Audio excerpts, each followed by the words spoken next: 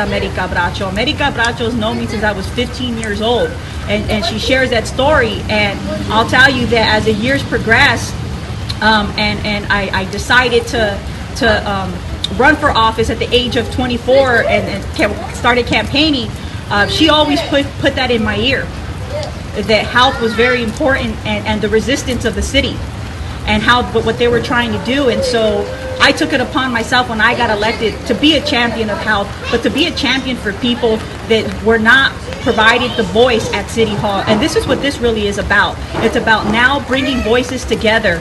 At one point in time, many years ago, you wouldn't see Apolinar or folks at Sacred on the 8th floor. They weren't allowed up there. And today, we see them more so than anyone else. So that's a testament that things are changing at City Hall, and that we're listening to all people, all walks of life here in the city of Santa Ana to better this community. I want to thank our explorers. I know recently they just won some recognition, and so I want to thank you guys for being here and being partners of our Parks and Recreation ground opening here. But there's a correlation here when we talk about health and we talk about public safety. We need to work together hand in hand, because people are not going to want to come to this exercise park if they don't feel safe. People are not going to want to go off to our community center or everything else that we do in regards to public health if it's not safe. And so we need to continue to work with our police department so that our families could appreciate and share the great opportunities that we're providing for all of you here.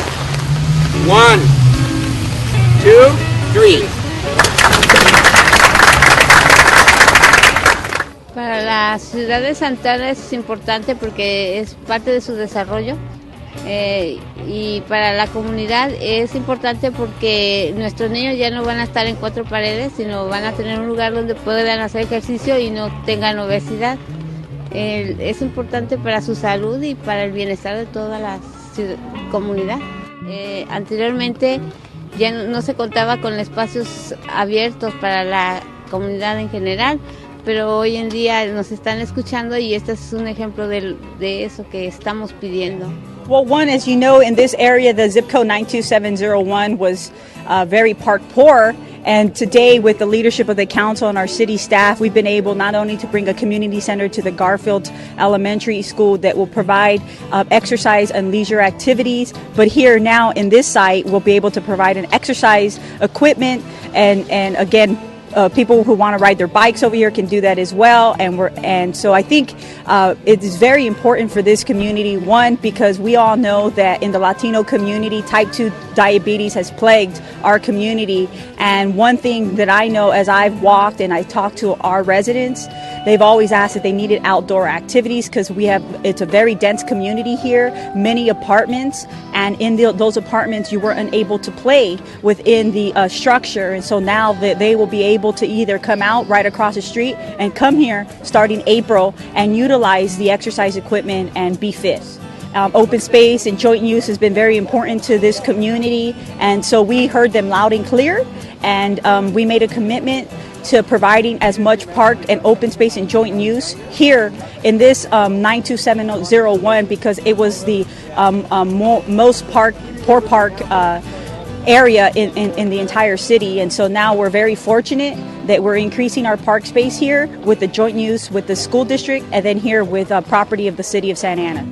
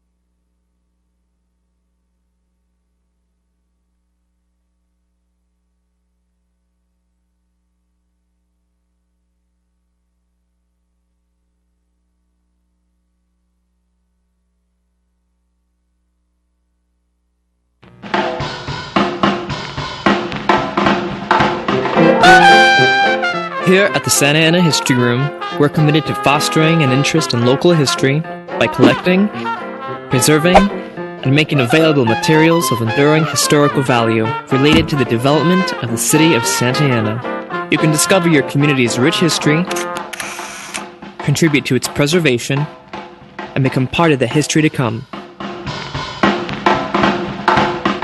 History is more than just the past. It's alive all around us, just waiting to be discovered. So come check us out at the Santa Ana Public Library and start your own journey.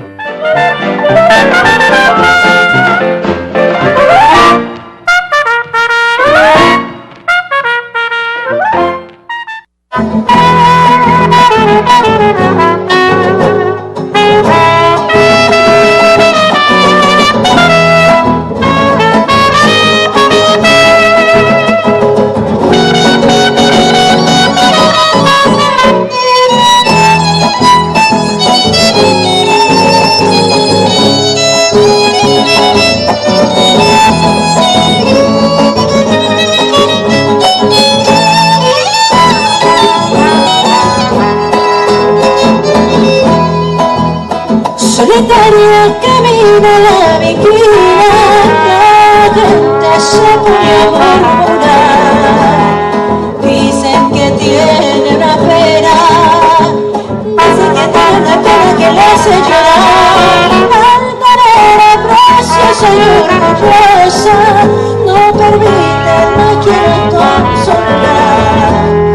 Pasa luciendo su real majestad.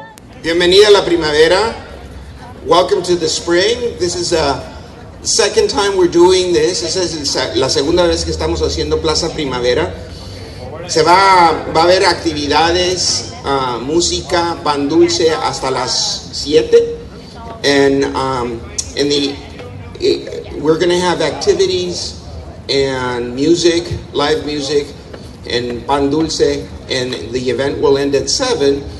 Y la razón que se pueden hacer estos programas para la comunidad es por el apoyo de nuestros líderes. The reason that we're able to do these programs for the community is because of the support from our leaders. We're very fortunate today.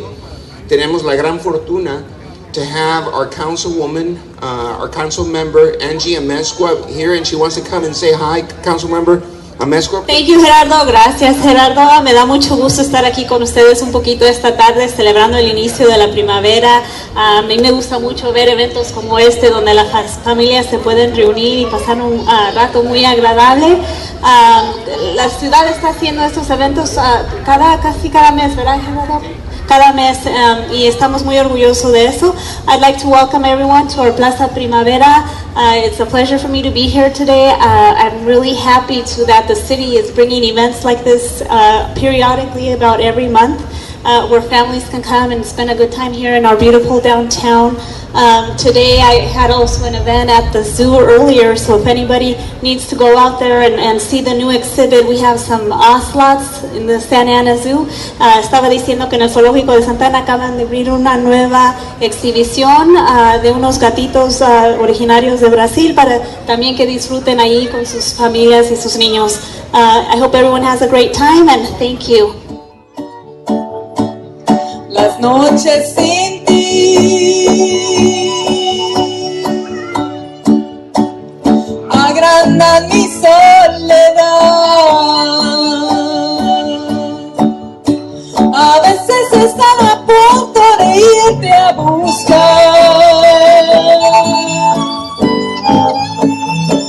Dime qué cosa me hiciste que no te puedo olvidar.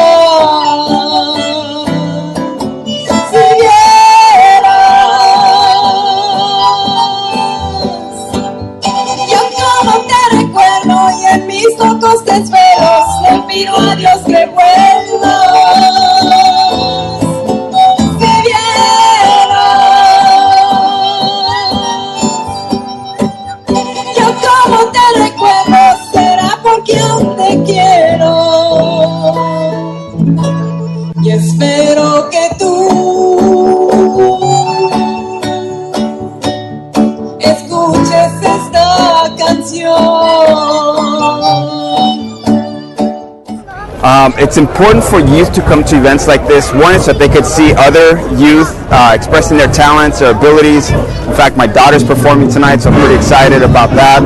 We have behind us right now the band, and it's just, again, fosters that sense of pride in Santa Ana, in our city, and I think they're able to see people giving back and hopefully inspire them to do the same, give back and celebrate the sense of community and just the beauty that is the city of Santa Ana.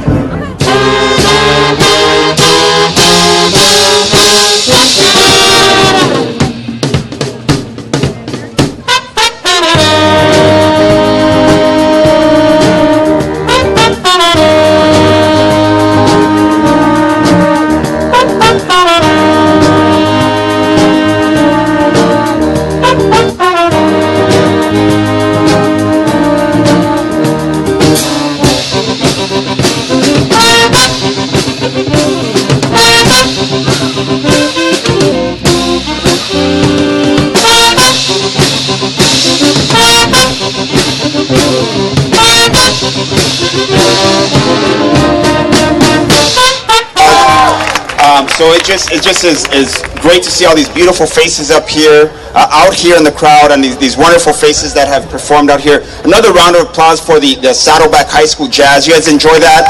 Se divirtieron con el grupo musical que estuvo aquí de la High School Saddleback. Y ahorita vamos a tener un grupo que es muy especial para mí, un estudio de baile que se llama VIP Dance Studio. We're going to have VIP Dance Studio coming up and performing. And it's a group that I'm particularly fond of because my daughter Anaís is in that group. So round of applause there for Anaís. Very proud of her, muy orgulloso de papá de tener a mi niña que va a estar siendo parte de la presentación. Vamos a seguir celebrando. Let's continue celebrating Plaza Primavera in the beautiful city of Santa Ana. Thank you very much for being here. Pasen buenas tardes. Enjoy. I'm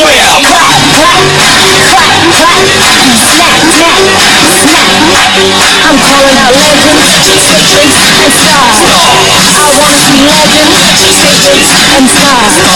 To the floor, girls. This is the legends called Jack study the sea or a war. Cause here I come. Everybody wanna be a superstar, riding around in a rental car.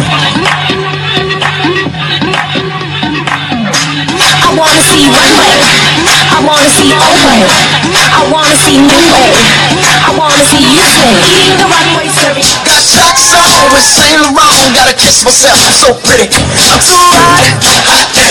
Call the police and the fireman, I'm too hot. Make a dragon wanna retire, man, I'm too hot.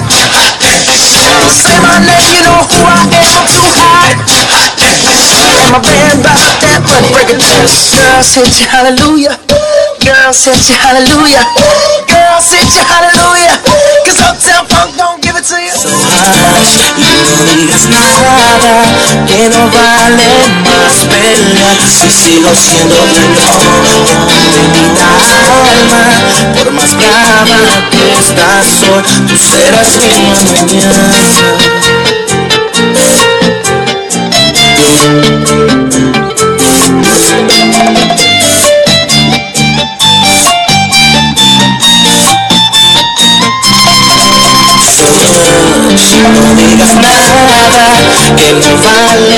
This is one of the only family-oriented activities that we have left in the community. We need to continue to strengthen that. As you can see behind me, families are taking advantage of it. They're bringing not only the children, but the grandparents, the entire family. And to me, that's the fabric of our community. And when we're able to build a very strong foundation, all the changes that we need to build in the community will follow suit and really start with programs like this. Tócala, tócala, toca la palma. Tócala, tócala, tócala con mucho son. Toca guitarra, toca palillo, toca la flauta, toca el tambor. Tócala, tócala, tócala, toca la palma. Por sevillana, baila gitana con ese duende español. Va la guitarra española, va la guitarra va. Corteja de castañuela. Tócala, tócala, suena la gaita, tócala, tócala, Galicia baila con niñas rubias muy bien bailar. A la orilla de su madre los viejos lagares juegan a bailar. Tócala, tócala, suena en guitarra, tócala, bailala, banda que alegre con su tambor. Corre que te sucia el toro y hay que estar al modo y vas a seguir. El pueblo de España se pone a bailar, tócala, tócala, tócala, tócala.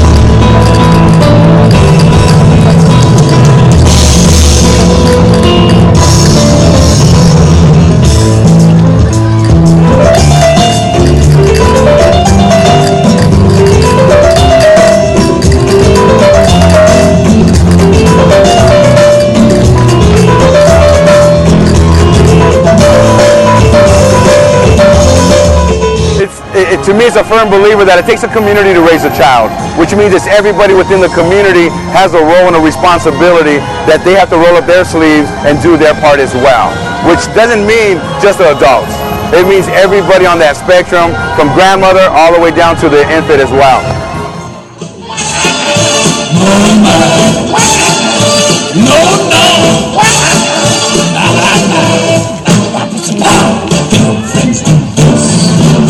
Your friends can dance, your friends do this, on their little hands. Your friends go, woo! And your friends go abracadabra, let it rip, and then make the sucker disappear.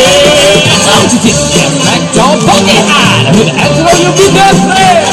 Got me going out with that, certified. You got a genie for a time to pay.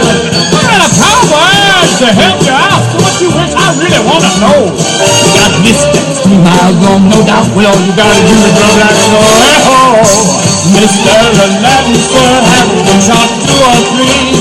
I'm on the job, you big leg Bob. You ain't never had a friend, never had a friend. You ain't never had a friend, never had a friend. You ain't never had a friend.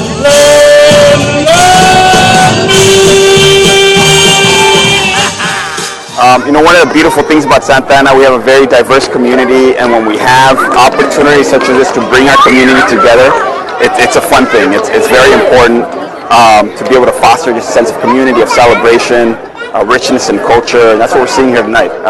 Families, kids, everybody coming together and having a great time in this beautiful city.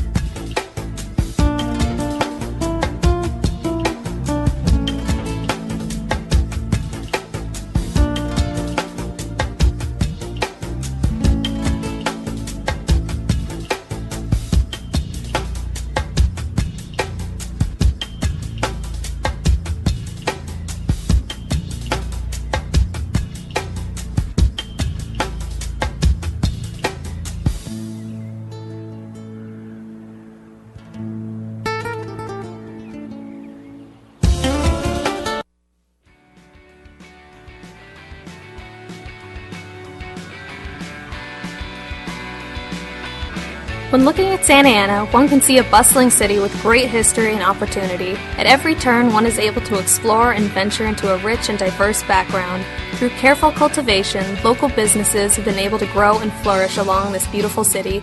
Come with us as we peer into the history of several local Santa Ana shops. Originally named Orange County Title Company, First American was founded by Charles Edward Parker in 1889. Through careful development, the business grew and became one of the first companies in California to issue insurance. By 1968, the company rebranded itself as First American Title and expanded its entrepreneurial endeavors to meet the needs of an ever-changing community. Currently serving people in over 70 countries, First American has become one of the largest title insurance companies in the world. With an unfaltering commitment to customers, the company continues to use elements like innovative and progressive leadership to provide unparalleled service. From the dreams of a visionary, First American Title is the picture of an ideal company. Wealth, strength, ambition, all of this from a small company that started in Santa Ana all those years ago. Opened in 1955, R&R Western has been in the business of selling Western wear and accessories to the diverse Santa Ana community. Located in the heart of downtown Santa Ana, owner Raymond Ringgold offers a wide selection of boots, buckles, cowboy hats, and other finely crafted apparel. Special items like handcrafted straw and felt hats, exotic wallets, and both domestic and international boots are readily available. Through a long and storied history, R&R Western has seen many changes. During the 70s, Raymond's business weathered a fire that devastated downtown Santa Ana. Committed to his business and city, Raymond returned to the area after it was completely restored. Today, Raymond Ringgold is 85 years old and still owns the slickest Western apparel shop this side of downtown Santa Ana. One of the oldest Mexican restaurants built in Orange County, Sariana's Tamale Factory was founded in 1939. Just off of his street, Sariana's is a small yet charming family business that caters to those seeking fresh, authentic Mexican food. Before venturing out to the fashionable downtown area, shoppers can stop by for a quick bite and partake in the delicious experience of sopes and tortas. While there are many delicious offerings, the restaurant is best known for their classic pork tamales and hard-shell crispy tacos. With a large and ever-growing patronage, Sariana's Tamale Factory is an historic city landmark that won't soon be replaced. For over 75 years, this restaurant has been and will continue to bring family and friends together.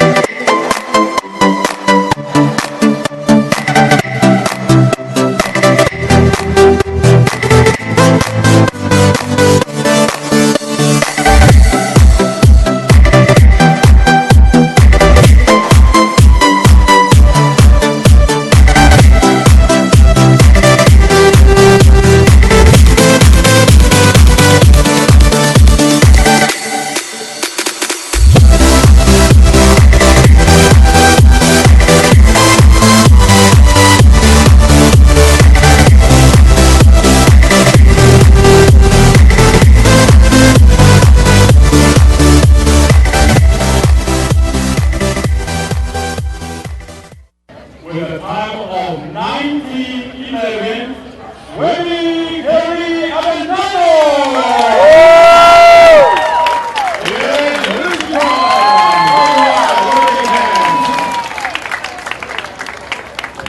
All right. Third place and division with a time of 16:05, Sir Damien! Sir, where are you at?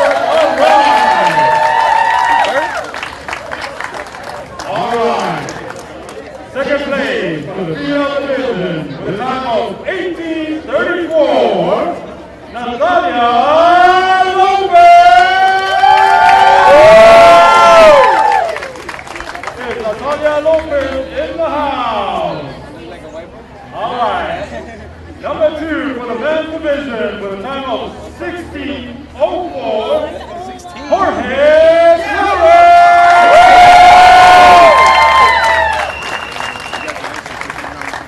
All right, ladies and gentlemen, and now, first place, female division with a time of 17:44, Samantha Lopez!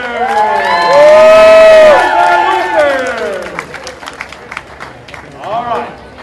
First place, men's division with a time of 15:47, Eric Tavera!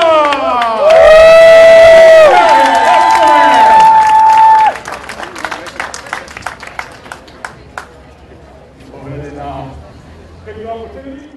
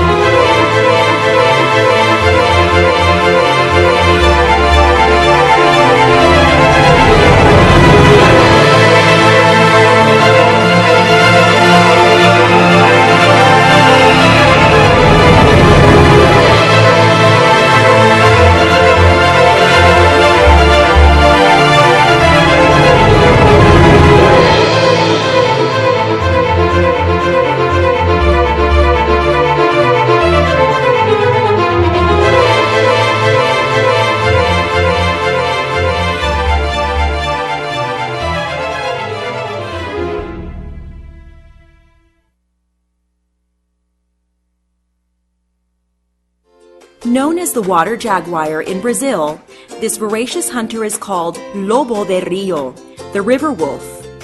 Found in the rivers of South America, giant river otters are voracious hunters, eating up to 9 pounds of fish a day.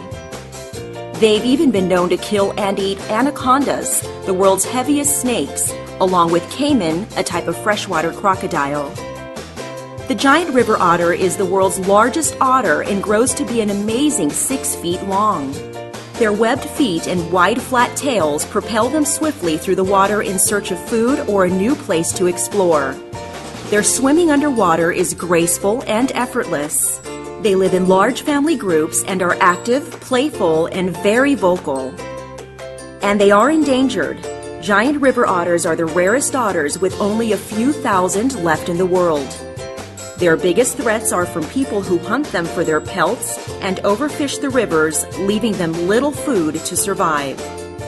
Zoos across the world are working together to save this endangered species, but very few zoos have them in the United States.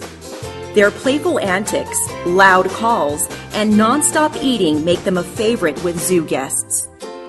The city of Santa Ana has committed $1.4 million towards the construction of the giant river otter exhibit at the Santa Ana Zoo. By placing them in Amazon's Edge, our beautiful exhibit with its thundering waterfall, our visitors' first animal encounter will be full of energy, sound, and action. The exhibit will have a state-of-the-art water filtration system, so our guests can see the otters through the underwater viewing window, and the otters will have crystal clear water to live happy and healthy lives. Clean water is vital to life, so we'll teach our guests about the importance of conserving water and using it wisely for ourselves and the animals around us. The city of Santa Ana has a way to make this vision a reality. An additional $600,000 is needed to complete the project. Help us bring the amazing giant river otter to its new home at the Santa Ana Zoo and allow zoo visitors the chance to enjoy this unique and beautiful creature.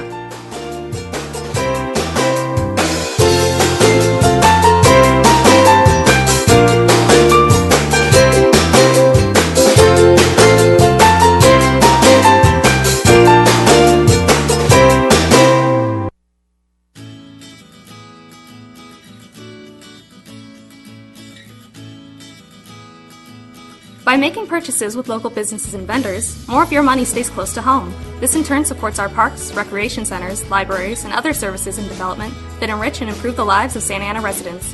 When you shop in Santa Ana, you are contributing to a culture of shared opportunity and progress. Santa Ana's youth commissioners will take you on a tour of some of their favorite businesses in the community. Our city has a strong presence of Latino culture, and what better way to express that love and pride than through a warm cup of coffee. Located in the heart of downtown Santa Ana, Café Calacas is a great place for people from all walks of life to come together for Mexi Fraps and Pan Dulce. Catch them early in the day and you might get a hold of some chilaquiles for a hearty breakfast. Café Calacas offers a rich variety of savory foods and refreshments that will make your mouth water. Along with delicious dishes, the restaurant is an excellent place to hang out with your friends and converse over great food. It's my favorite way to start the day. Left of the Dial Records has a wide selection of music, but I always come down for the latest hip-hop releases. With a superb knowledge in music, the owner keeps his shop stocked with new and used records while providing a friendly atmosphere for all. If you have a passion for discovering new music and you haven't been to Left of the Dial yet, I highly recommend a visit. Left of the Dial Records also offers CDs, cassettes, shirts, and posters. There's a lot going on in this little record shop, and it's incredibly fun to partake in. It's important to support local businesses, and I like supporting good art as well. You could say I have become something of a regular. Don't miss out on the great small businesses like Left of the Dial Records in Santa Ana. VIP Dance Studios, where I come to unwind. I feel like the instructors here care about making Santa Ana kids better dancers. They offer a great selection of exercise classes for anybody looking for a fun and supportive environment. I have been practicing at VIP Dance Studio for 2 years, and it has been a rewarding experience. I'm so grateful to have had the chance to broaden my skills and meet so many warm and ambitious people. This place is where kids can come to build their confidence and become well-rounded young adults. VIP Dance Studio is a warm environment and it brings me closer to my community. My favorite place to eat after school is Las Tortugas Grill. With the most delicious tortas around, this is a frequent hotspot that I and many others love to dine at. Since it's a food truck, you're able to walk around the back and see all of the fabulous employees working the grills in one well-managed space. Coming to Santa Ana, everyone should experience the wide and diverse food trucks we have to offer. In my opinion, Las Tortugas is one of the best food trucks around. I would personally recommend anyone looking for good food to give them a visit. You cannot afford to miss this little-known city treasure. Whether you're in the mood for unique and savory cuisine, the opportunity to expand your record collection, or to make new connections and explore the city, Santa Ana has a wide variety of businesses that inspire and invite excitement. It's important to be mindful of our purchasing decisions and remember to invest money back into our community. Investing in local businesses helps to create a thriving city based on shared opportunity.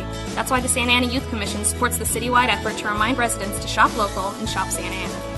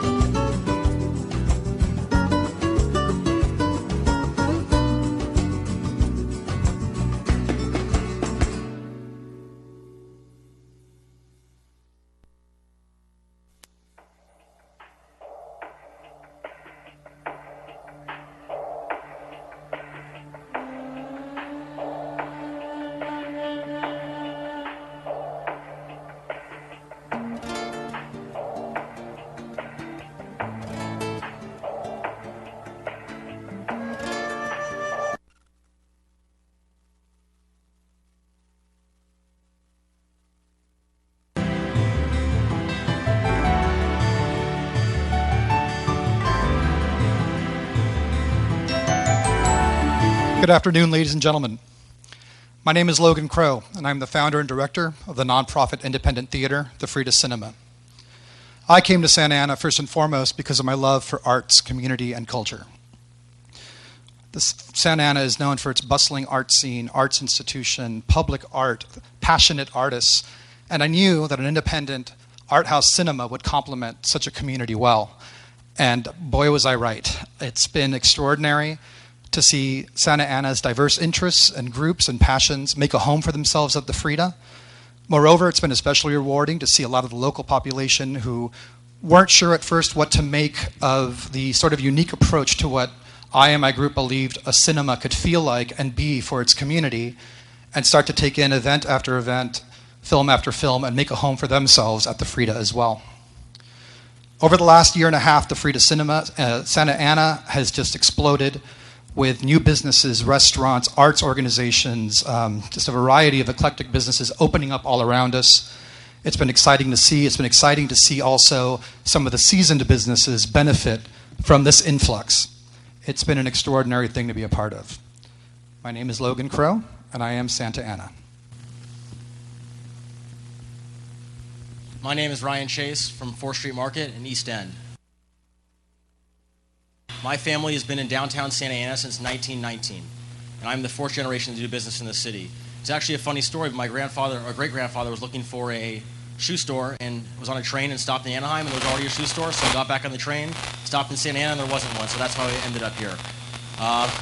My family has been involved in numerous businesses and development projects throughout the city over the last almost century, and I could not be more excited about the possibilities and the future in this city today. My name is Ryan Chase, and I am Santa Ana. Good afternoon, everyone. My name is Rosa Yanes, and I am a senior at Century High School. Over the past 4 years of my high school here, I have developed a passion for science, technology, and engineering and math. All thanks to the Engineering Design Academy, which has offered me several engineering courses, and Race Car Team, which has given me the opportunity to help build Unstoppable One, an award-winning solar electric race car. Had it not been for the exposure to engineering provided to me by the Engineering Design Academy and Race Car Team, I would never have been able to intern at NASA's Research and Development Center, JPL, nor would I be applying to MIT, Caltech, and other schools to pursue a major in mechanical engineering. Thanks to the support of my family, friends, teachers, and advisors at the Santa Ana Unified School District, I would not be here with you today sharing my story and plans for the future. Our schools are filled with students such as myself with unimaginable potential, ready and eager to learn. Opportunities afforded to us enable students like myself to explore different career options and ultimately better prepare us to serve our community. I am Rosa Yanes, and I am Santa Ana. Hello, my name is Paula Garcia Young, and I'm a vice president with Chase Bank, and I'm also the chairwoman for the Santa Ana Chamber of Commerce. My connection to Santa Ana is I moved here when I was 6 months old with my family. I'm a product of the Santa Ana Unified School District. I went to John Adams, Carr Intermediate, and graduated from Valley High School. I also attended Santa Ana College for 2 years. I stayed in the community until I was 23 years old and moved and started my family. Fortunately, in 2008, I had an opportunity to come back to Santa Ana. I took a position with Farmers and Merchants Bank, and that's where it happened all again. I fell in love again with my hometown, Santa Ana. I wanted to see the going-ons with Santa Ana, so I got online, and I saw what the Chamber of Commerce was doing. There I saw they were involved with a program called High School Inc., and it was being held in my high school, Valley. As of today, I'm hooked, and I'm still very proud to be making a difference in the community and our youth. At that time, I got very involved with the Chamber of Commerce. I saw great people, met great people that were doing things and helping businesses in Santa Ana. At this point, I've made many connections, lifelong friends, and it's all because of the Santa Ana Chamber of Commerce. I'm also involved in many nonprofits here in Santa Ana. Women Helping Women, the Orange County Hispanic Chamber of Commerce, and that is why my connection with Santa Ana is so strong. My name is Paula Garcia Young, and I am Santa Ana. Good afternoon. My name is Mike Weissman. I'm the Chief Executive Officer of Amusement Park Communications, formerly DGWB Advertising. My connection with Santa Ana began in 1999 when our small but growing company was looking for a new home. but we were looking for a unique home, a home that had to be surrounded by an authentic urban environment to be a catalyst for creative and imaginative ideas to flourish. And you can imagine at the time that was a tall order for Orange County. And then we discovered Santa Ana, and we immediately fell in love because it was a city that had a soul. And 3 weeks later, we had made the largest single investment that our organization had made in its history when we bought the old City Hall building on the corner of Main and 3rd, renovated it, and it's been our home for 16 years. We brought with us young, crazy, wild, crazy advertising people who represent the creative class. And I'm so proud today, 16 years later, to say that every one of my employees has an opportunity not only to work in Santa Ana, not only to play in Santa Ana, but to be able to live literally within blocks of the building that they work in every day. So here 16 years later, we're ready to double down again. We're going to make the second largest investment in the history of our company with an amazing technology partner and with the city as well. And we're going to be constructing the first micro data center in the basement of our building, which will grow into a network of data centers in Santa Ana with the hopes and the dreams of creating the first gigabit city in Southern California, which, by the way, is water to creative imagination. It's like water. So I would say that our return on investment has been handsomely repaid, and I would offer to all of you here today that if you're looking for a return on investment and a place to transform your own business, Santa Ana can be your home as well. I'm Mike Wiseman, and I am Santa Ana.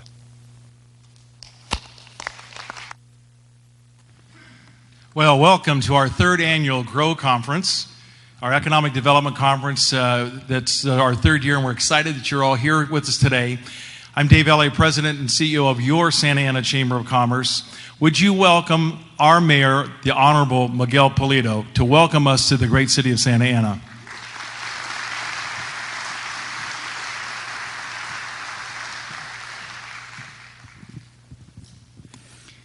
Thank you, Dave, and welcome to all of you. As I saw some of the folks standing up, like Mike Wiseman, I remember when, maybe it was 10 years ago, Mike, or longer than that, we closed down Main Street to welcome him here into the city because it was such a big deal that we had this ad agency coming from Irvine moving into the downtown. And that coupled with what we were doing with Cal State Fullerton, the Grand Central Arts Building, that coupled with a revitalization of Ford Street, that coupled with the dream that we could bring new life and new activity into the region. Just, at that point 10 years ago, it just seemed like a very far away dream. Those kind of dreams that you're not sure that they can be realized or not. But I'll tell you, now that the years have passed and the energy is here and getting stronger, not only are those dreams being realized, we're now at a plateau where we can reach beyond that. This thing about becoming a gigabyte city, becoming a city where access to the internet at a very high speed that enable companies and students and all of us to do things we couldn't do before now become a reality. And so as a city of Santa Ana, we want to partner with all of you. We want to make a difference. We want to reach out, and we want to see more things become a reality. Many of you have asked me in the past, well, what about Mike Hara, the guy with the long beard? And by the way, he's wearing a tie today, and you're going to see him up here, and that's pretty unique because he normally doesn't wear a tie. Mayors are supposed to wear ties. He's the urban cowboy. He's the guy that rides, big motorcycles and talks about skyscrapers. Well, guess what? I believe that next March, Mike is going to break ground on his 37-story tower. It's going to completely, in a very positive way, impact the entire Midtown area. It'll combine with the downtown and uptown and everything else that's going on, and we're just going to continue to see great things. And as I see this particular building that we're at, this didn't exist just only a couple years ago, literally. And if you go further back, there used to be an abandoned skate ranch here and an abandoned Beacon's furniture store. And now look at it. Now look at what's going on. Look at the excitement, and look at what's going to go on in the immediate future. So this is a beautiful, beautiful city. We're in the middle of an amazing county. We have a streetcar coming. We have this GROW conference. And all of you, as you leave, you have to say, I am Santa Ana, because together we are. Thank you very much.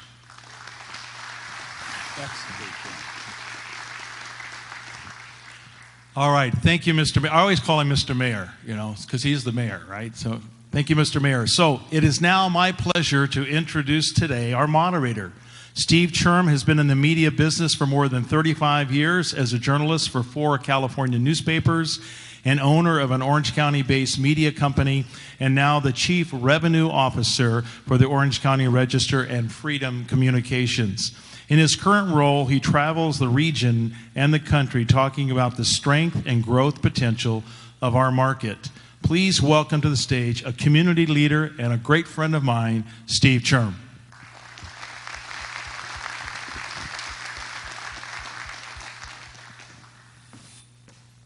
Thank you, David, very much. Thank you.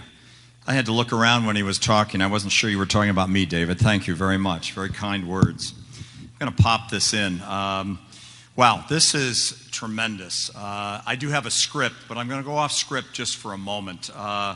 To my left, your right over here, Joe Adams and Mike Wheeler, the Discovery Cube here. You just have to absolutely. When you talk about the possibilities that are Santa Ana, you have to think about the Discovery Cube. This is just one of many, many possibilities. 8 months ago, this wasn't here. It opened this summer. This is the second event in here. This is what Joe and Mike and the great team here at the Discovery Cube envisioned, a place where this kind of group could come together and talk about what's important in this region, in this county, and in this city. So congratulations to you, Joe, and to you, Mike. Great venue and a great addition to the city of Santa Ana. So give them a hand, okay?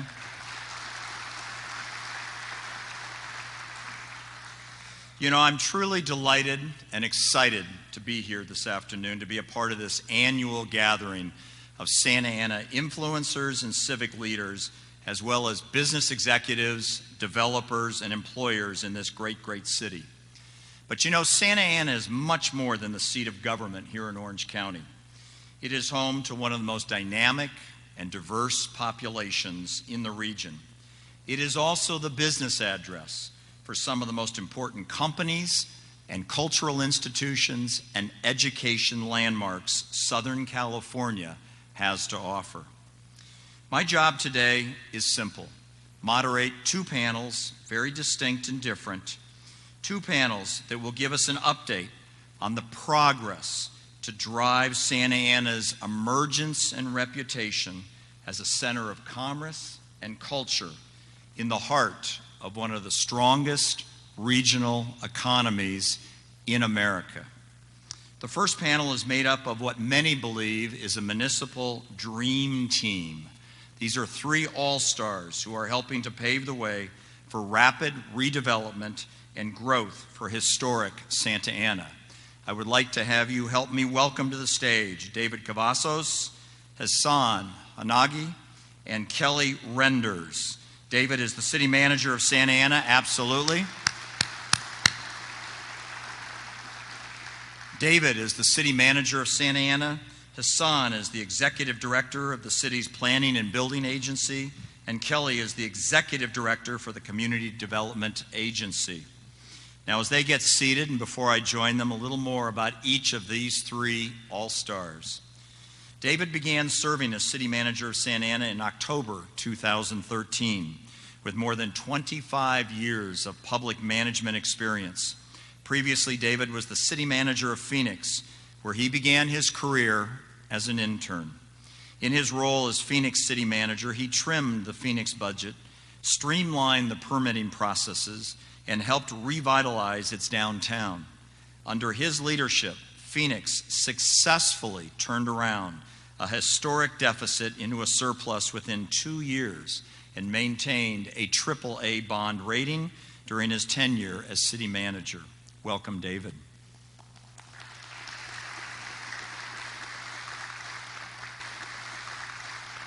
Hassan is equally distinguished. He served the city of Glendale for 12 years before accepting his current post last June with the city of Santa Ana, leading the city's building and planning agency. Hassan began his career with the city of Los Angeles in 1989, holding multiple positions in the planning department before moving to the city of West Hollywood for 7 years, where he became a senior planner. Hassan then joined the city of Glendale after serving the city of South Pasadena as their transportation manager.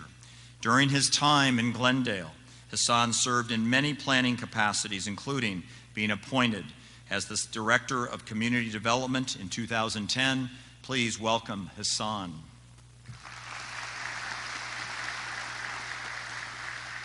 And finally, the anchor of the Dream Team, Kelly Renders, who joined the city of Santa Ana in September of 2014 and currently is Executive Director for the Community Development Agency. With more than 13 years of experience, she is a recognized leader in economic and community development. Previously, Kelly held 2 key positions at the County of San Bernardino, Economic Development Agency Administrator and Deputy Director. She also served as Redevelopment Manager and Economic Development Manager at the City of Ontario. Please welcome Kelly.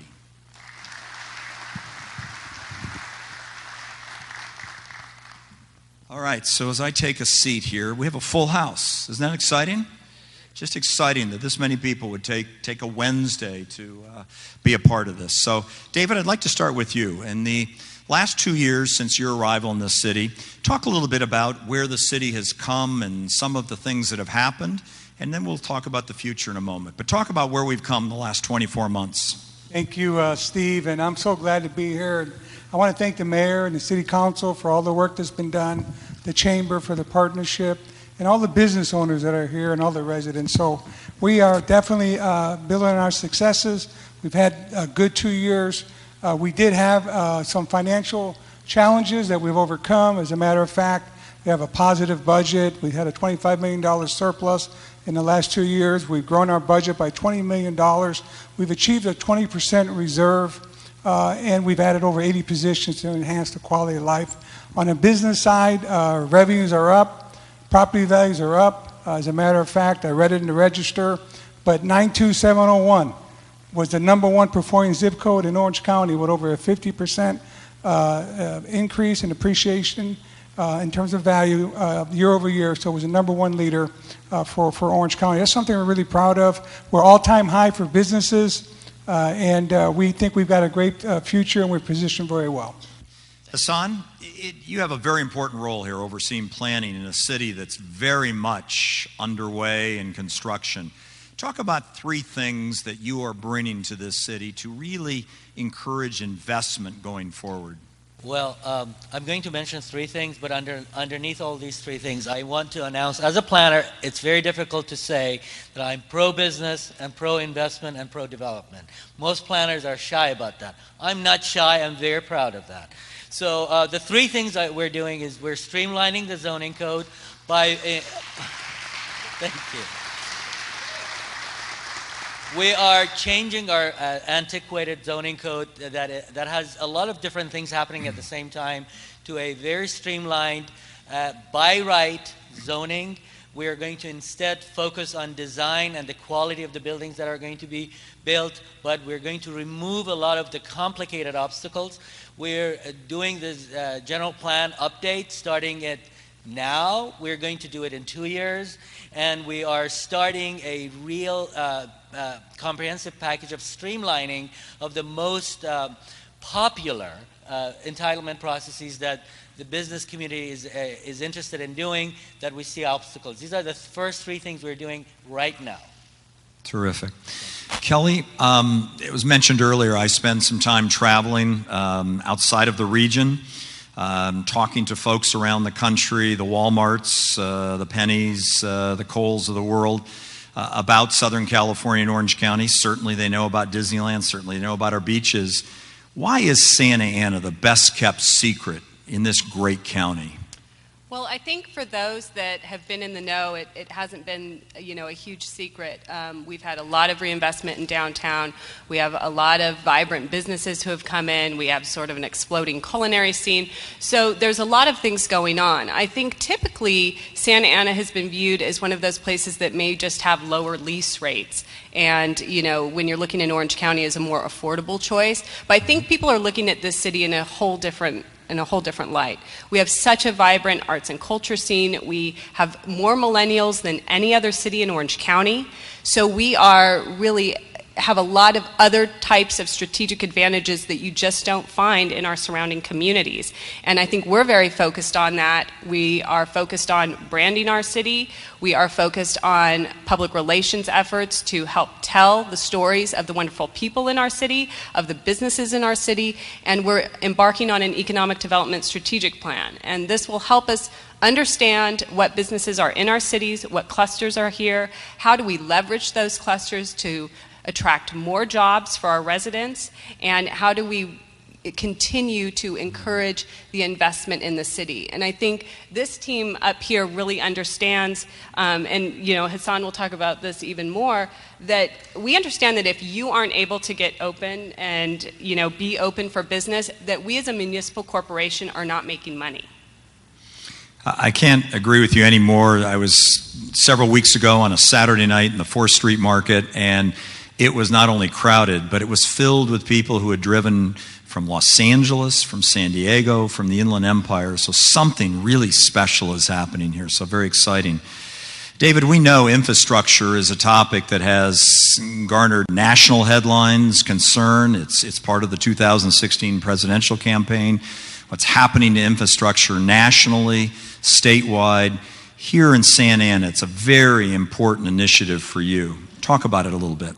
Thank you, Steve. We are very proud of our achievements in infrastructure. We had a $97 million water and wastewater plan. We went to the public. They approved it. It's only about a 2.5% increase a year, but it's very, very important for us to maintain a safe, reliable infrastructure for water. We also have a $50 million a year comprehensive improvement program, CIP, and we're going to buy and invest in our roads and our infrastructure, our light systems, all of the things we need to do. We've had great success in getting grants for new bike trails, traffic improvement, and new pedestrian ways, and so that's very, very important. I also want to mention the streetcar. Santa Ana, believe it or not, is the 4th highest density city in America with over 12,000 people per square mile. And we have an approved streetcar program. Give credit to the mayor and everything that's been done before us. But it's about a $250 million project. Why is that important? For every dollar that we get in streetcar improvements, that gets leveraged 6 to 7 times. And so it will be a very unique city for people that want to get out of their cars and into the streetcar. So we're excited about that too. Terrific. Hassan, you triggered the first round of applause when you talked about the permitting process, being pro-business. Talk a little bit about how you're really trying to streamline that process. Some folks in here, I think, are very interested. There is no secret that the permitting process needs to be predictable, consistent, and really simple and easy to follow. Our zoning code is a mishmash of very many different things that is more like a riddle that you need to resolve in order to figure out how to do business. And then when you ask staff, they need to really compare several different documents to give you a straightforward answer. And I alluded to by right permit process, by right zoning. We are looking at eliminating a multitude of plans that are working in concert with one another and replace them with a straightforward, simple to understand guide or manual for development. I think every zoning code needs to work like a manual for development. So instead of finding out what you cannot do, you find out what you can do and how you can get it done. So that's the philosophy behind the way we're doing this. And we're, like I said, we're starting with a small packet of the most popular codes, but we're changing everything, literally. We're overhauling the entire code, and we're going to be in months of communication primarily with everyone, but definitely with the business community and investment community to find out these glitches. Some of them we have identified, but some of the rest of them we will identify by working with the development community. In addition to that, we're structurally changing everything within the agency. The planning and development, the planning and building agency has been operating as an institution in a particular way for 3 decades. We're revamping the entire organization to align it along a customer service oriented way of providing service to the community as the quickest, simple way.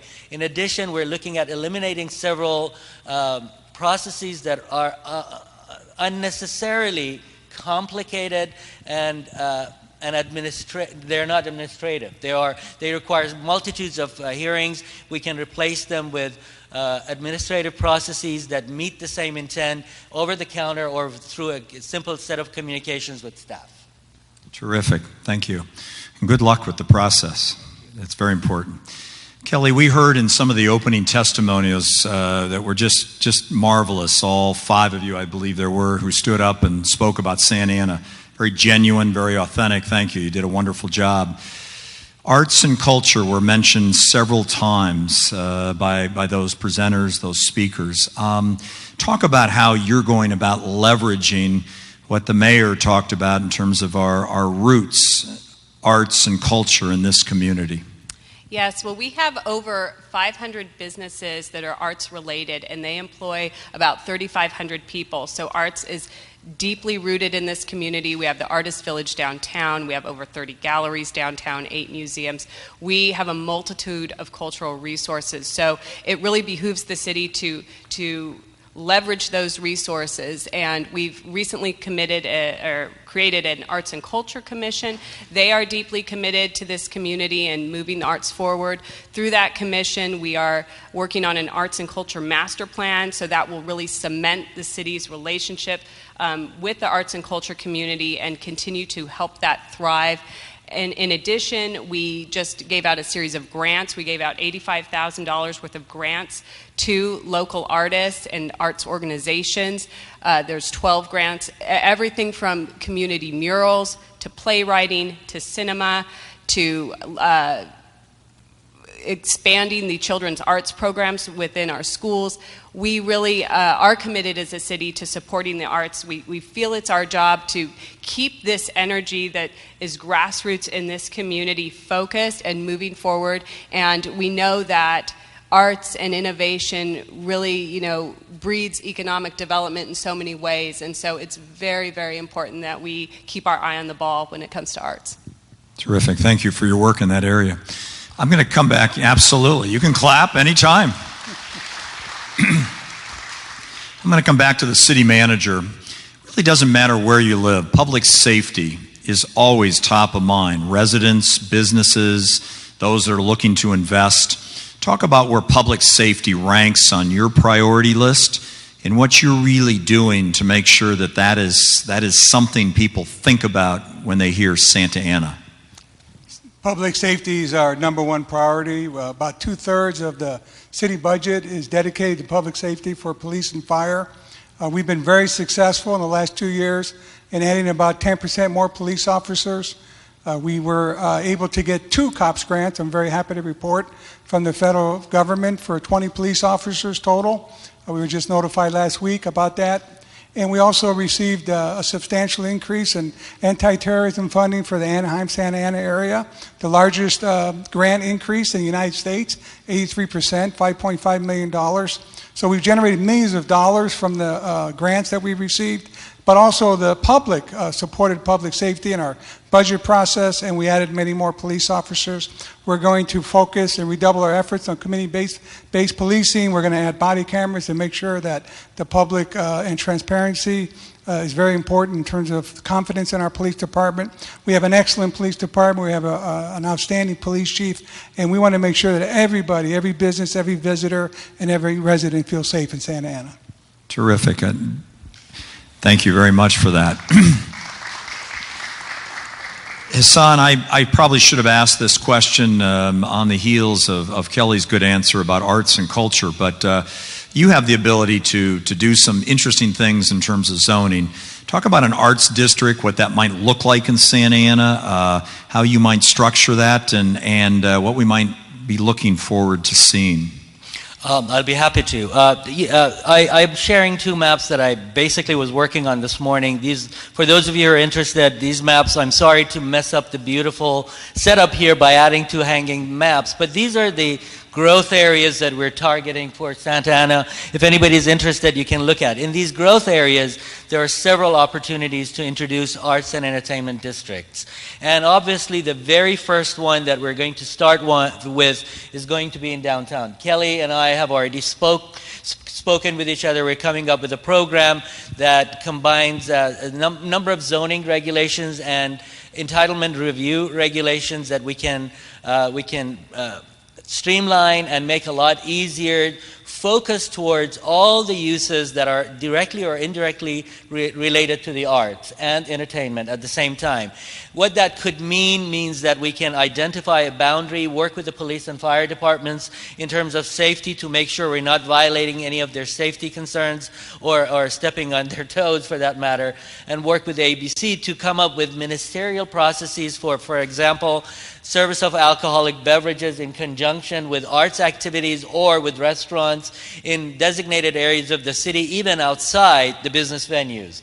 That is uncharted territory in California. I know San Francisco, occasionally they do it on special events, but we're looking at 24-hour downtown. We can look at 24-hour activities that contribute to the arts and attract the artistic and creative people. So we are coming up with a package. We'll unveil it within a few months, and I'm sure a lot of interest will be following that. Terrific. Kelly, I'm going to turn to you before I come back to the city manager. We have seen this in many places, even sometimes in this county. In order to be successful in moving policy forward and developing a true, I think, collaborative spirit, business and City Hall has to work together. What are you doing to sort of strengthen the ties between City Hall and some of the businesses that we heard have been here for many, many years? How do you go about doing that, building the culture of collaboration between the two? Well, definitely, City Hall needs to have a really strong relationship with businesses. And it's not just necessarily businesses that interact with us through the Chamber of Commerce or who happen to walk through our door with a problem. We have to be proactive in how we build relationships with our business community. And one of the ways that we're doing that is working with our chamber to deploy teams out once a month to go out and just knock on doors of businesses. And while we do give them a survey and we are trying to capture some information that helps us better program our activities, we're definitely there to build a relationship with them and to listen to the businesses' concerns, what their opportunities are, what their needs are. And then we can, as City Hall, be more proactive in how we formulate our programs, how we can be a convener for that business and facilitate conversations if they're looking for employees, if they need job training, whatever it may be, international trade assistance, whatever comes our way. We want to have a proactive approach in how we can help our business community to not just stay here, because I think every economic developer knows it's much cheaper to have a company stay in your community and grow than it is to attract a company from outside. So, we're definitely focused on that effort. I think it's, 101, as far as I'm concerned, of where you need to start when you come to a city is you have to get out there and meet your business community, build those strong relationships, and help connect them to City Hall. Terrific. Thank you, Kelly. David, we started by talking about what's happening in the first 2 years you've been here. Talk about what you see in terms of the 2 or 3 highest priorities you have going forward in the next 18, 20 months. I think number one is quality of life. We need to work very hard with an educational system so that everybody has an opportunity to get the best education, get the best job, and stay in Santa Ana. We want to make sure that we take advantage of all the great location we have here. We're surrounded by 4 freeways. We have the historic downtown. We're in the heart of Orange County. And so we have so many advantages. We need to capture those and have a great linkage strategy between what we can offer and what economic development can provide. We need to continue to provide outstanding services because at the end of the day, people want a high quality life, they want education, and they want a job. Terrific. This is a question that we really didn't talk about ahead of time, but I'm interested, a question for all 3 of you, same question. What excites you most about Santa Ana and its future? I'm going to start with you, Hassan, down on my far left. Santa Ana's community excites me the most. It's somebody mentioned that earlier that Santa Ana has a soul, and we're going to really bank on the soul of Santa Ana to add people, not displace people, to bring people to take advantage of this beautiful community that's here. And then also in terms of development, it's a really untapped resource. In Orange County, it's one of the cities we have identified large swaths of land that are ready for redevelopment, and we're coming up with a great idea. I'm so excited to be at the birth of the next chapter of this city and be one of the people who work on designing it with the help of the community.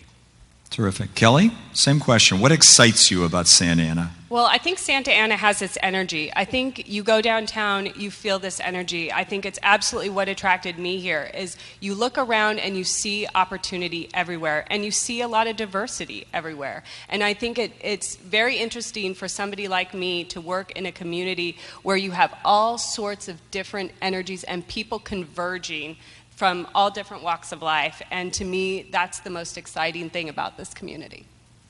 Terrific. City manager, you came from a big city, got professional sports, it's growing, it's one of the jewels of the Southwest, but you're here. Why are you here and why are you excited? It's an opportunity for everybody that lives here and develops here. We have a very young city, but we have an old city too with a strong historic character, and we have some of the best entrepreneurs here, and we've had the 3 best restaurants and all the new things that are happening, and I think we're going to offer a tremendous urban lifestyle for people going forward. Terrific. Last question for the 3 of you, just about at the end of the panel, and I'll start with you, Kelly, on this one.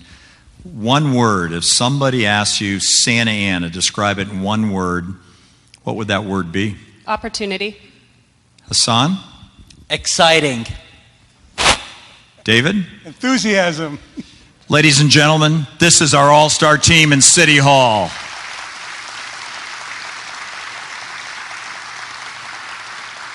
Thank you very much to David and Kelly and Hassan for participating and giving some insight into what's really happening in our city. Thank you to the 3 of you. David?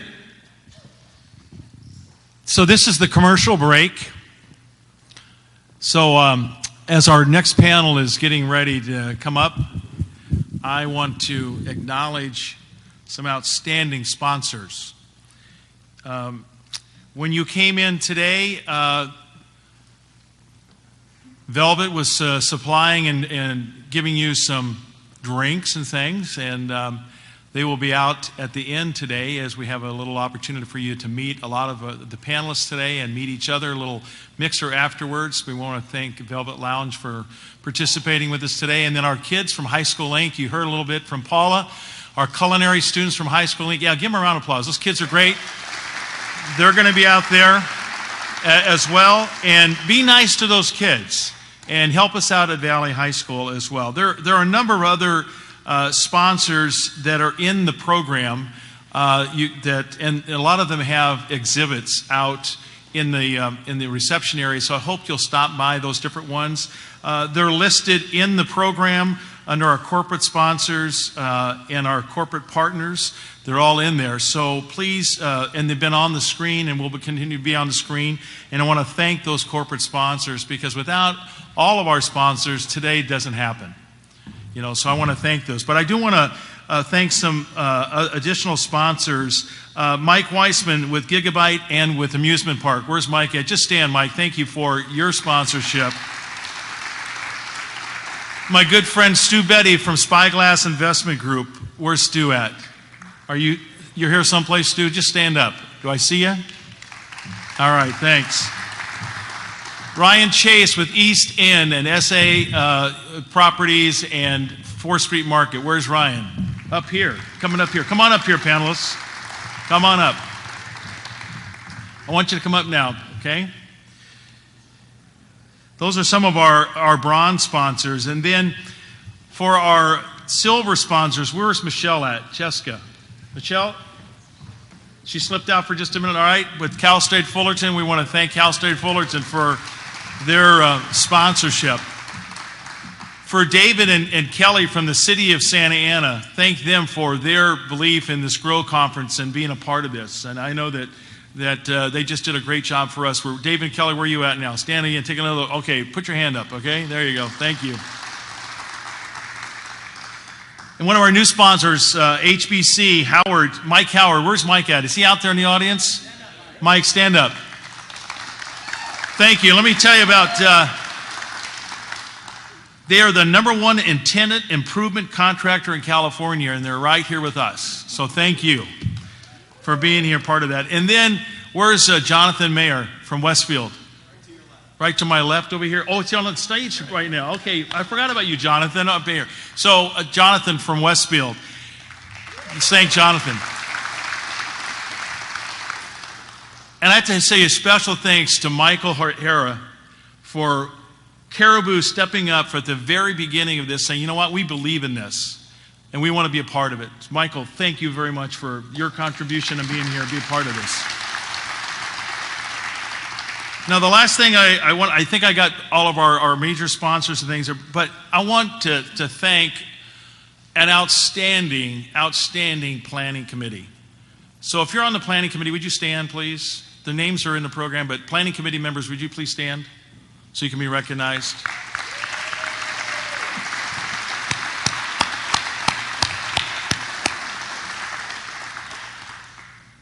So with that planning committee, I have to make a couple of comments on a few people, okay? And they knew I was going to do this.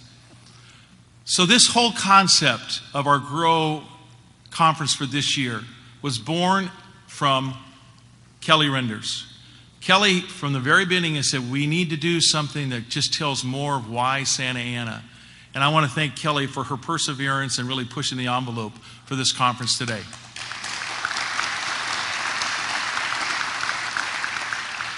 Mark McLaughlin, Mark is over here someplace. He's been around. He's been taking care of all the food and the alcohol and everything to make this smooth. I want to thank Mark, part of our committee too, for doing all the work to make that happen.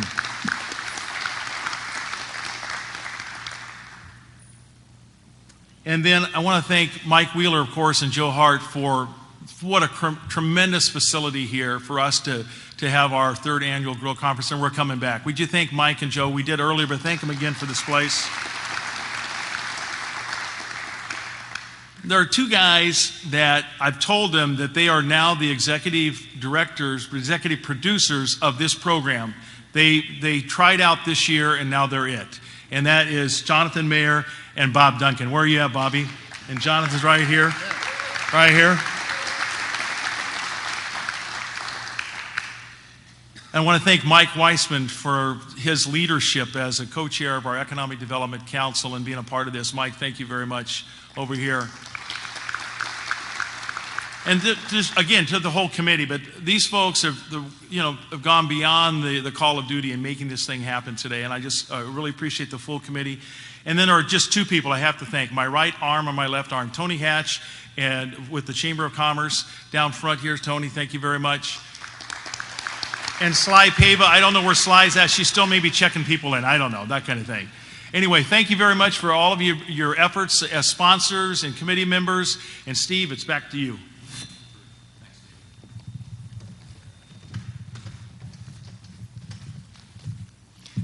We've grown from 3 to 5, all right? Outstanding.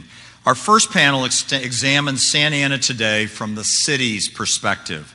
Clearly, we've seen there's a leadership team in place to accelerate that kind of thoughtful and impactful change that every city hungers for. And this is exciting for everyone who is doing business or wants to do business in the city. Our second panel is going to look at the same opportunity, but from the private sector's perspective, including that developer's viewpoint, investors, and private planners. We have another all-star panel with us today to discuss how and why they are so vested in the city of Santa Ana. And I'd like to introduce each of them. Jonathan Mayer, General Manager, Westfield Main Place. Jonathan just completed a $50 million redevelopment in 2015 and is responsible for the most aggressive, creative, and successful re-tenanting and renovation in the history of Main Place. Welcome, Jonathan. Robert Cottle, Regional Director, Colliers International Group and Vice Chair, ULI Office and Commercial Initiatives Council. Robert and Colliers International Group are the most active international commercial real estate firm in downtown Santa Ana. Robert, thank you for joining us today. The man in the middle, we all know, Mike Hara, President, Caribou Industries. He has pioneered 5 million square feet of downtown Santa Ana commercial development, in addition to having the vision for One Broadway Plaza, which will be the largest, tallest, and most sustainable office tower in Orange County history. Please welcome the one and only Mike Hara.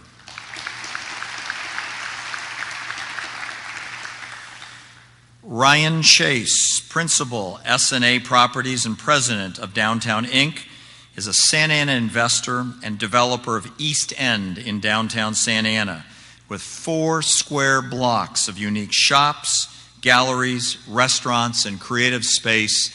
He is leading the millennial revolution in this city. Welcome, Ryan. And finally, June Choi, Principal, Harbor Associates, was formerly Vice President for BlackRock Realty Advisors, where June oversaw $1 billion in real estate investments throughout the West, including overseeing ground-up development of an 82,000 square foot Santa Ana office building. June, thank you for taking the time to be with us today. Welcome. Okay, gentlemen, I'm going to take a seat and we'll get started. And I'm going to start with you, Jonathan. Talk a little bit about you're wrapping up this multi-million-dollar redevelopment at Main Place. Talk a little bit about it and what you were trying to accomplish. Sure. I didn't know I get to go first, but thank you. So I have the honor to be responsible for 1.2 million square foot retail center in Santa Ana. And, you know, really retail's changing. So as a property developer, we looked at we need to evolve with the needs and wants of our customers. And so we purchased 142,000 square feet at the south end of our property with the intent of redemising it and bringing in new uses that our customers have been asking us for.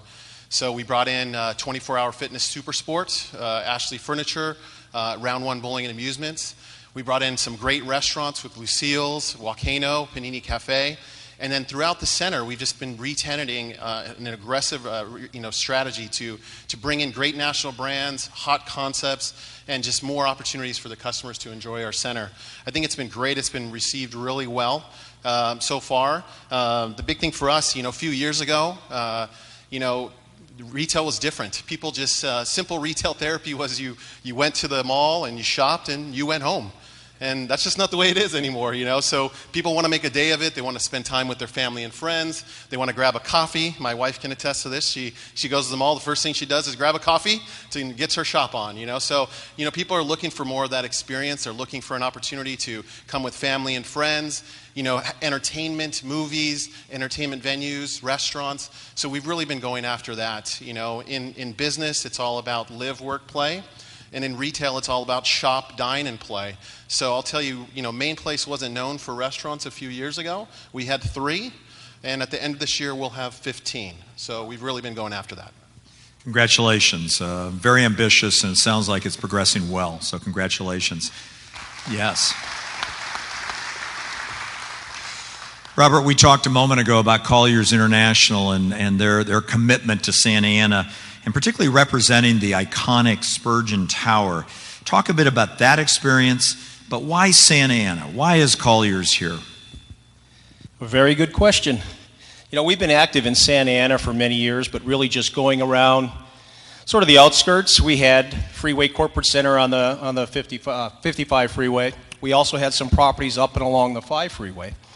And then about 3 years ago, CIM Group bought 500 Santa Ana. We then represented them on the leasing of that, put Everest College into there, and we all know what's going on with that, so that building's coming back available. But about a year and a half ago, we got a call from an investor who had acquired an interest in 4 different properties downtown. And we hadn't really had much activity in either the East End or the West End. And so we said, okay, we'll meet you for lunch. And we went down and we walked around the street. We felt the energy that was described in that last panel. And what I describe is I went into Crave, or actually we tried to go into Crave, my partner Ryan Ward and I, but it was too crowded. We couldn't get in at lunch. When you opened the door, it felt like you were walking into any restaurant in San Francisco, Chicago. You picked the major metropolitan areas. And then we had a chance to look at the portfolio of properties, which does include the Spurgeon Building, which is an amazing architectural building, but it also is the West End Theater, which from the street is as impressive as any building you'll look at. It's also the Marks, which we just completed a small advertising deal, and we're putting another restaurant on the corner there. And then we also have the Veterans Building that sits behind the West End Theater. So for me, I was an architectural major that stumbled into architecture, or stumbled into real estate, commercial real estate. And when I walked around the streets of Santa Ana, you see that architecture, you see that vibe that's going on with the architectural design, and we decided to go full in. And it's myself, Ryan Ward. We bought a retail leasing team in, so we're starting to focus more on retail leasing too. But so far, so good. Terrific. Wonderful start and great impact. Thank you, Bob, very much. Mike, I think most interesting of all to me is this idea of vertical urbanization at play and work here in Santa Ana. Describe the Renaissance and why that concept is so important to 21st century Santa Ana. Thank you, Steve. First, I'd like to welcome everybody to Grow Santa Ana. It is an incredible community, a incredible city. I've been here for 20 years. Like Steve said, we built out over 5 million square feet, restored some of the most classic historic buildings within the community, and we're certainly embedded here and looking forward to vertical urbanization. I'd like to really thank the Dream Team. I've never heard the city employees called the Dream Team before. As a developer, that's kind of odd, but I'm going with it. Dave, Hassan, and You Kelly. can blame me, Mike. Just blame me. Okay, that's good. Good stuff. So Dave, Hassan, and Kelly are really wonderful people. They're new here at the city. They've done a tremendous job since I've talked to them in the last few months. There has been a big change in the attitude of the city. Hassan is streamlining some of the situations that you need to go through at the city. One of the big things is, and Hassan, I'm looking for a very short line for me to get my permits now that you've said all those things. I mean, I learned more at this meeting with you guys than I did at the city in the last 20 years. But it's all good, you know. It's all real good. So, and I also want to thank, there's a development committee that's made up of the Mayor Pro Tem, Vince Sarmiento, David Benavides, and Michelle Martinez. They have been very instrumental in putting things together with the city staff to make good things happen for this city, and I think that they're on the right course of expediting urbanization, whether it be new urbanization or vertical urbanization within our community. And I also want to give thanks to the Mayor, Miguel Polito. We've both been around for over 20 years here, and he's done a lot of really good things for the city. One of the biggest things that I have to really give him credit for is the trolley or the light rail, or Miguel, whatever you call it. I guess there's different names for it, but I want to do the right one. So it's really a great thing. The city has come such a long ways, and over this last 20 years, we have purchased a lot of buildings, built them, designed them, filled them full of different tenants. And I look at that as building the foundation for vertical urbanization. What was the question? That was it, right? Yeah, we're almost there. Go ahead, Okay. Mike. Vertical urbanization, okay? I forgot. Yeah, okay, that's... good. All right, I'll start there. What do you want from a developer? You know, so I just want the short line at the city office. and He said that twice, Hassan, so I think take notes, okay? And no permit fees and no construction fees. And I got really a list for you. So the vertical urbanization, the movement for the vertical urbanization is here, and it's alive, and it's well today, and it's really huge. And over the last 20 years, we've built what I call the foundation for vertical urbanization within this community. In the quest of building One Broadway Plaza, it took about 15 years and several millions of dollars to get through CEQA, EIR, traffic mitigation, quite a few different things. And in order to do that, in order to build this out and make this go, we now have the building permits, and I'm proud to say that we're actually going to break ground in March of 16 on One Broadway Plaza. Thank you. Terrific. What we really have here is we really need to have a diversity between ourselves, the public, and the private sectors so that we can work in unity. And I think Hassan best said that when he's trying to put things together, Kelly as well, and Dave. And I'm glad to hear that, because I think that's the biggest thing in our community, is to have the public and private sectors work very close together. And I feel that's emerging right now, and I think it's most important in vertical urbanization. I also believe that if you take vertical urbanization, One Broadway Plaza, which will bring in and house almost 4,000 employees, new employees to the city, these employees will be making better than $100,000 a year from the tenant that we're looking at now. Their dollars over a 5-year spread after they're here will bring in an estimated $10.5 billion in revenue to the city that Dave was talking about to add to that. But even more important than that, even though One Broadway would be in the epicenter of vertical urbanization, we need to have residential, and we need to have residential components. And just recently, the city approved adaptive reuse and taken away the inclusionary fees, which makes it really great for developers like myself to come into town, and not just me, but other developers, to build and do great things here for good people. I think we're headed in the right direction for urbanization. I don't think there's a better community anywhere. To the north, you're talking Staples Centers. To the south in San Diego is the Gaslamp District. Both of these areas that are urbanized communities, I don't think they have near what we have to offer as far as the grid, the transportation, or the education. And I think Santa Ana, I can just say this, it's our turn. Thank you. Thank you, Mike.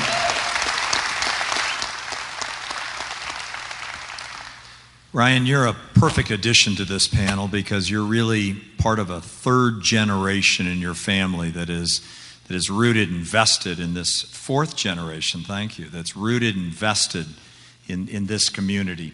Talk about, as you have worked more closely with the shop owners, store owners, the businesses in the East End, how that experience has really shaped your view of Santa Ana and what it is today.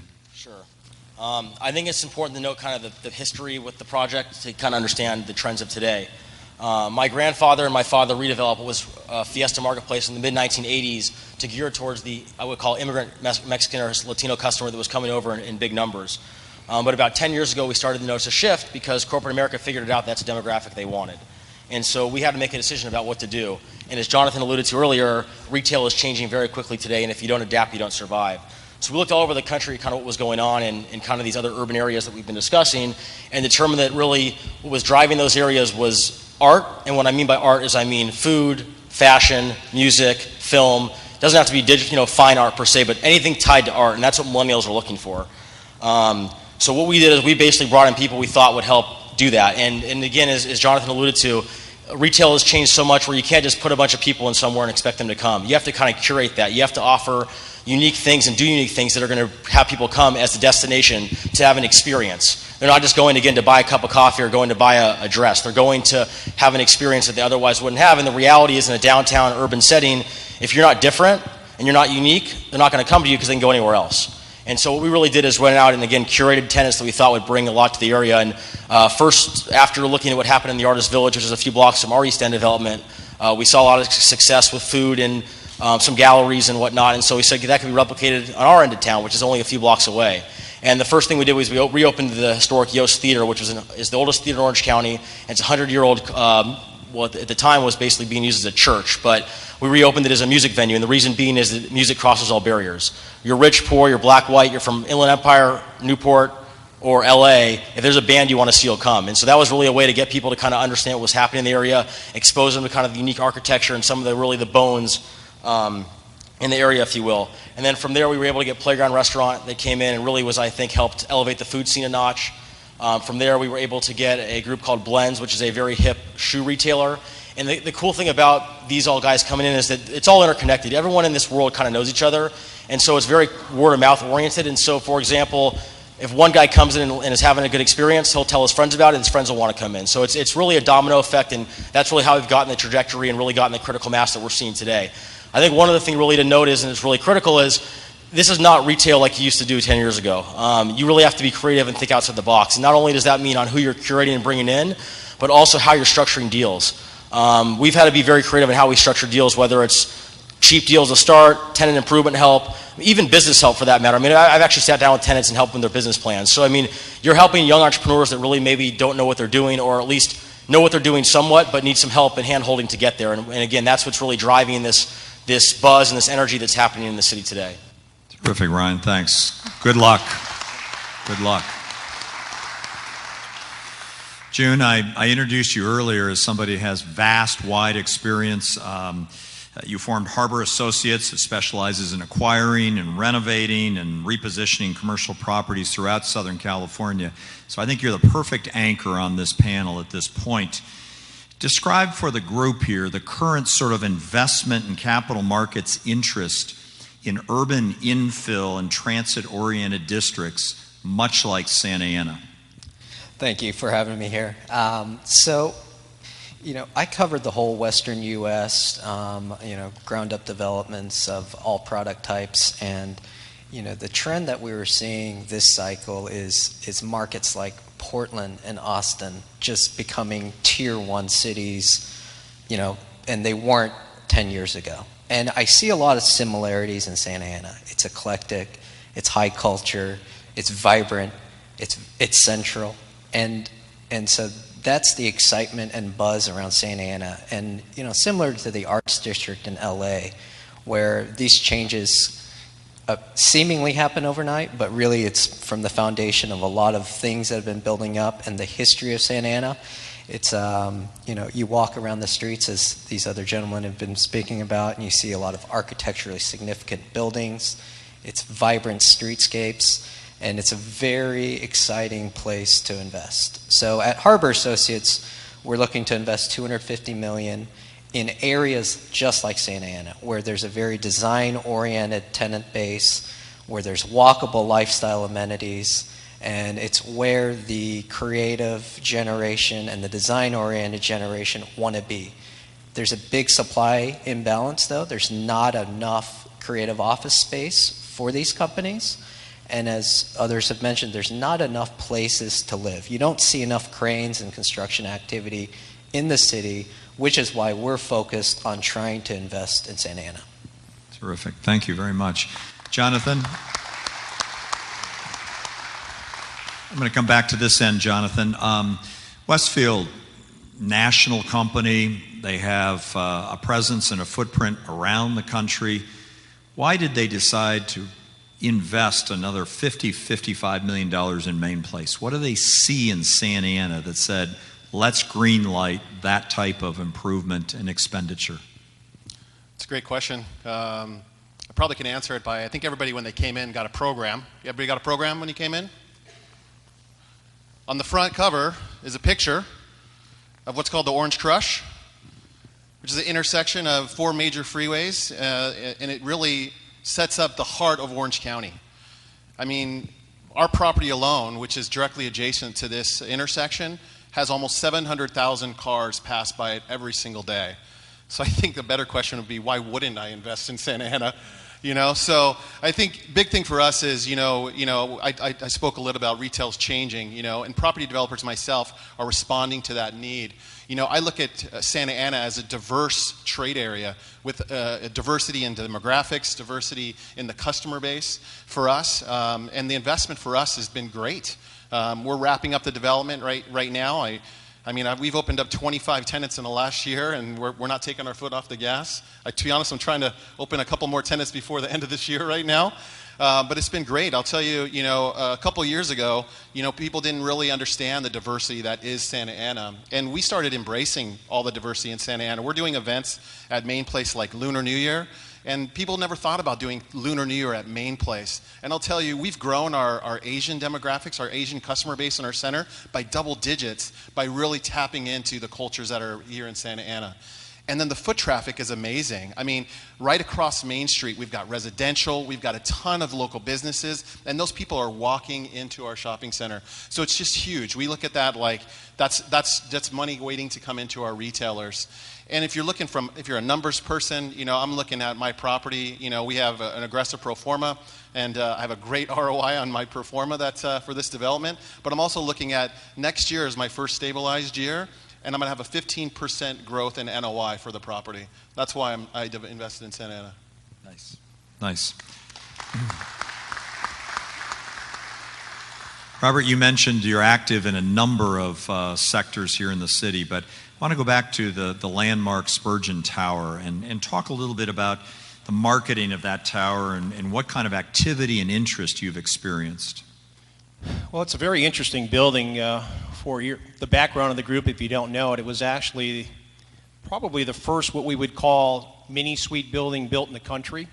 It was originally constructed to attract attorneys who were practicing law at the courts. And as a result, it wasn't an executive suite, but it was floors made up of very small suites, 500 square feet, 400 square feet. Big suites would be 800 square feet. The other thing that it was designed to be built very quickly. So it does not have the ceiling height that most buildings have, even historic or new buildings have. So what we've been spending our time with is getting our arms around it. Because physically there are a lot of challenges with the building that we need to understand to be able to have the building be occupied by tenants going forward. And as a result of that, we had to take a step back to figure out what we can do and what we need to do to make the space available for tenants. But at the same time, you have to invest capital to do those things. And you were talking about your ROI. The challenge in downtown Santa Ana, and I could probably say Santa Ana in general, is that we haven't seen the rent growth that we need to see in order to justify capital investment. Right now in Orange County, we're looking at on the office side, some of the largest increases this market has ever seen in office rent increases. We are looking at a market today that's about a $250 a square foot full service gross market a month. We're looking at many buildings that are well into the $3 a foot, and the better buildings in the $4. When we move into Santa Ana and we move into downtown Santa Ana, we're looking at $1.50 a square foot full service gross to $2 on the high end. So you can see that we're on the low end of the rental rates. So we have to create an image that will attract tenants to downtown, that will have the demand that will outweigh the supply, and then gives us an opportunity to move some of these rents up. But as far as the Spurgeon building goes, the future looks very bright. It's just we have a lot of things to figure out in that marketplace to do it. Mainly the tenants that we're going after, to give you a little bit of background about that. Clearly the advertising and the creative industry is our target market, and that's who we've been talking to. The step behind that is once a few of those industries continue to move into the market or look at it, we're looking for that first technology company, because the first technology company, and it doesn't have to be large, it could be a small company that creates a good product to put the market on the map, that will then lead to others following that group to downtown. And we haven't seen that yet. The other things that we've talked about before is we need residential, because that's going to grow that market, but we can't forget about hospitality. We need to figure out how to put a hotel someplace in the market that's a boutique hotel that, again, will lend to that whole overall experience. Terrific, thanks. Mike, I think Robert put a challenge there to us. Certainly one of the answers would be something that you and I have talked about, the new urbanism. Talk a little bit about that, and what is the single one or two elements that are important to new urbanism as it relates to Santa Ana? Well, new urbanism needs quite a few things to happen, but we have most of those already here and established within this incredible city. But I think two of the biggest things that are important to me are transportation and education. Might sound odd about education, but I think education is probably the most important single thing that we can have, especially whether it's urbanized or suburban. But in the urban community, having education is important because it plays a couple roles. It plays a couple roles in the fact that you have communities that are in Santa Ana that have at-risk children. And in those communities, there's a a couple groups which I'd like to mention. One of them is KidWorks. KidWorks with the executive director, David Benavides. I just spent quite a bit of time with them and have endorsed them. They are an incredible group. They take care of the kids that are in at-risk communities that may not have a chance to accelerate in life as much as they could. And this group of people have done a tremendous job in turning this around and doing some great work. On the other end of that spectrum is the Orange County School of the Arts, which I was instrumental in originally coming over here. The mayor helped bring them from Los Alamitos, and we designed and built their school in about an 8-month time. And that school is one of the #1 rated arts high schools in the nation. On top of that, the number of people that go to this school come in from over 100 different cities, from all different cities, all different walks of life, into the Santa Ana area, which is huge for urbanism. Also, I was told by Dr. Ralph Opasek, the executive director and founder of the school, that within the last few years, over 700 families have actually relocated to downtown Santa Ana or in the Santa Ana area as their children are going through the school, which shows the tremendous amount of people that are looking at Santa Ana, especially with its urban future. Then you have OSEA, which is one of the few schools, elementary schools, that's dual immersion, El Sol. There are so many educational facilities here that people just, I don't think, recognize and realize. And one of them is this cube, what we're in now, the Discovery Science Center, Bowers Museum educational facility that's second to none, world class, the wooden floor, the different kids museum, the zoo. I just attended an event at the zoo the other day. The place is just awesome. It's just really a great place, and it will add tremendously to the vertical urbanization. All the education that goes on here is so very important, and it's very important that our kids get a great education, and that the education stems from not just the urbanized sector and what's going to happen and how it's going to be built, but also through, like I mentioned before, adaptive reuse, residential, which is going to bring in more families and more people. The education needs to be the very best. And I believe that in Santa Ana, they have the best education, and today's youth is tomorrow's future. Thank you, Mike. Ryan, I'm going to turn to you and June here for the final two questions of this panel. You're a millennial, Ryan. What are the qualities that your friends, your peers are looking for in an urban setting that will bring them to a city like this, whether it's to just have some fun, whether it's to live, whether it's just to initiate a startup business? Talk about some of those key ingredients that are needed to bring your generation to this city. Sure. Well, I'll start first by saying that I grew up in Irvine, which is a great city to grow up in, but doesn't have a lot of what I would call character. I think every house in my neighborhood was the same. And every business closed before 9 p.m., and if they were even open past 8 p.m., it was some national chain. So there's I would call a breath of fresh air with kind of the unique independent businesses that are here, and really just the difference that downtown Santa Ana has to offer, and Santa Ana as a whole. It's really a true urban environment, and it's very unique to Orange County. There's really nothing else like it around here. And I think that's really what differentiates us the most, and which really is driving the millennials to this area. I mean, you have really cool old historic buildings. We have the biggest stock of historic buildings in Orange County. We have cool architecture. There's culture, there's vibe, there's energy. Again, there's an energy in this city that you cannot explain. I have friends that come down here and are like, I feel this energy. I feel like I'm in a big city. I feel like this, I feel like that, but they can't get their arms around it because it's just something really special that, again, you can't pay for, you can't create. It happens on its own.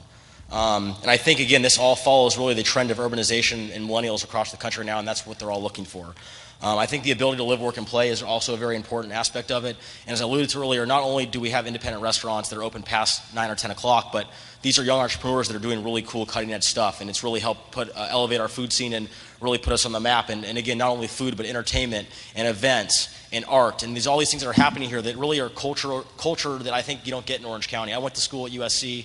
I was there when downtown LA was starting to happen, and I always got made fun of for being from Orange County. It's like, oh, Orange County, LA stepchild, like yada, yada, yada. And so to actually have some culture and some cool things happening here, it makes me proud to be from this area and proud to be from Santa Ana, and also to have, I think we can have an impact and really having our millennials stay here.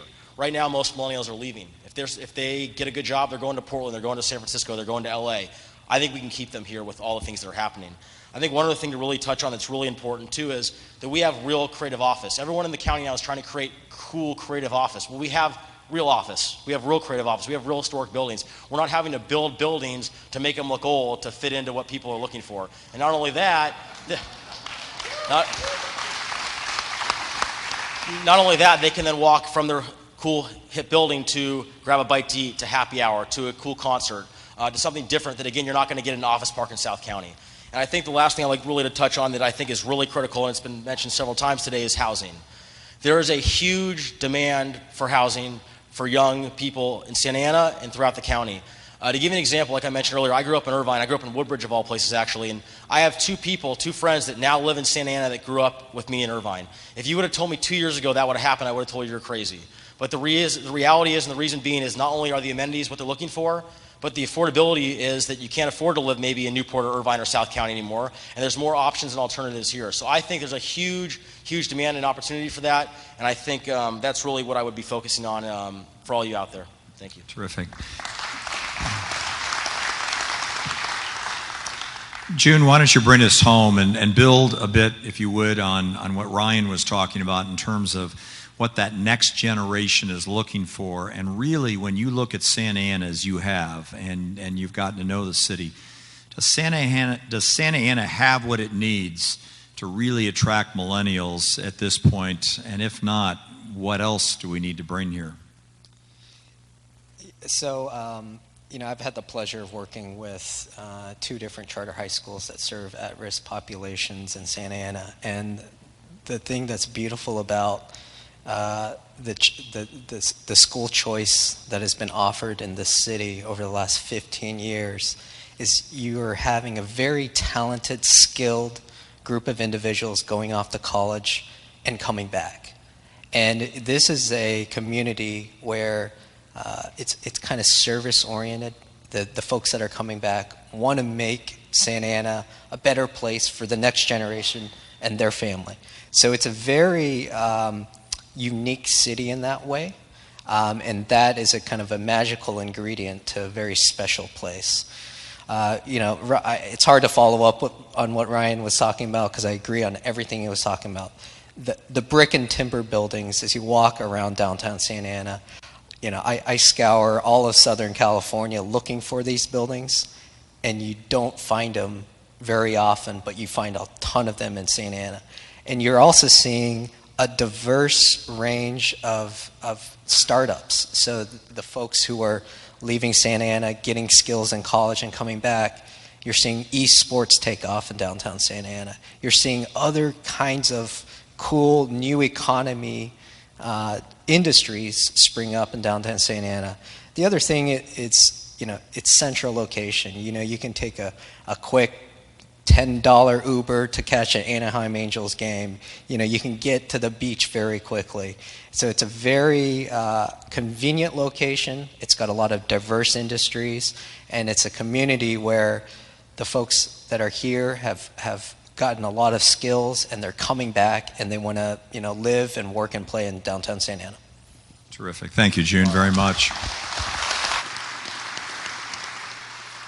I would suggest to all of you, if you're doing business here, if you're thinking about doing business here, if you're wondering about Santa Ana, you don't have to wonder anymore. When you look at these 5 individuals and how passionate they are about this city and how they have put not only their passion, but their resources and their money forward, it's pretty exciting for Santa Ana to see this. And if I'm sitting in that front row with some of those city officials, I have to feel pretty good about the city I'm running to have this kind of intellectual and I think authentic concern and interest in this city. So give this panel a big hand one more time. Thank you.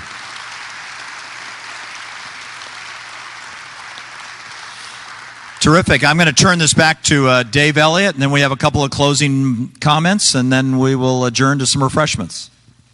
Okay, so why Santa Ana? Hope you're not running too far away, because we have a very special presentation. Look to the screens, a very short video about why Santa Ana, produced by Revelation Films and Travis Wade. I think you'll find this very entertaining and very informational.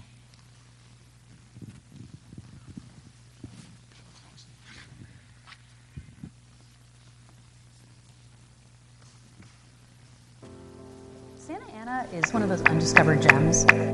There's a uniqueness about Santa Ana. You get this wonderful urban environment, so you can go and have the city feel and then drive down the street and go down what you would imagine sometimes would be Pleasantville. It's beautiful. Whether it's Westfield Mall, the Discovery Science Center, Bowers Museum, Santa Ana has some of the greatest things to offer. For me, to be able to access on a daily basis 4th Street Market, theater, amazing education, young people, old people, it's what life is really about. Orange County is a sprawling suburbia, and there's no downtown, and Santa Ana is becoming that again. People are looking for what we call live, work, play. You can live in an area, you can go downstairs and walk a couple blocks and work, and come home at night and then go out that night without ever getting into your car and going elsewhere. There's something for everyone. You can live, and you can walk, and you can eat, and you can catch a great DJ. It depends what you want to do. You can go out dancing all night, or you can just kind of sip a beer on a deck. We have the hottest culinary spot in Southern California with amazing tastes and textures and cultural cues that are coming into food, which is something we all love. It's friendly and it's welcoming and it's cool, but like not trying too hard. A lot of people have been coveting that ability to come back and connect with human beings in an urban environment. The energy of Santa Ana really is the people, and it's their spirit and who they are and what they bring to the table every day. There's so much here in terms of different cultures, different people, different age groups. There's not one flavor.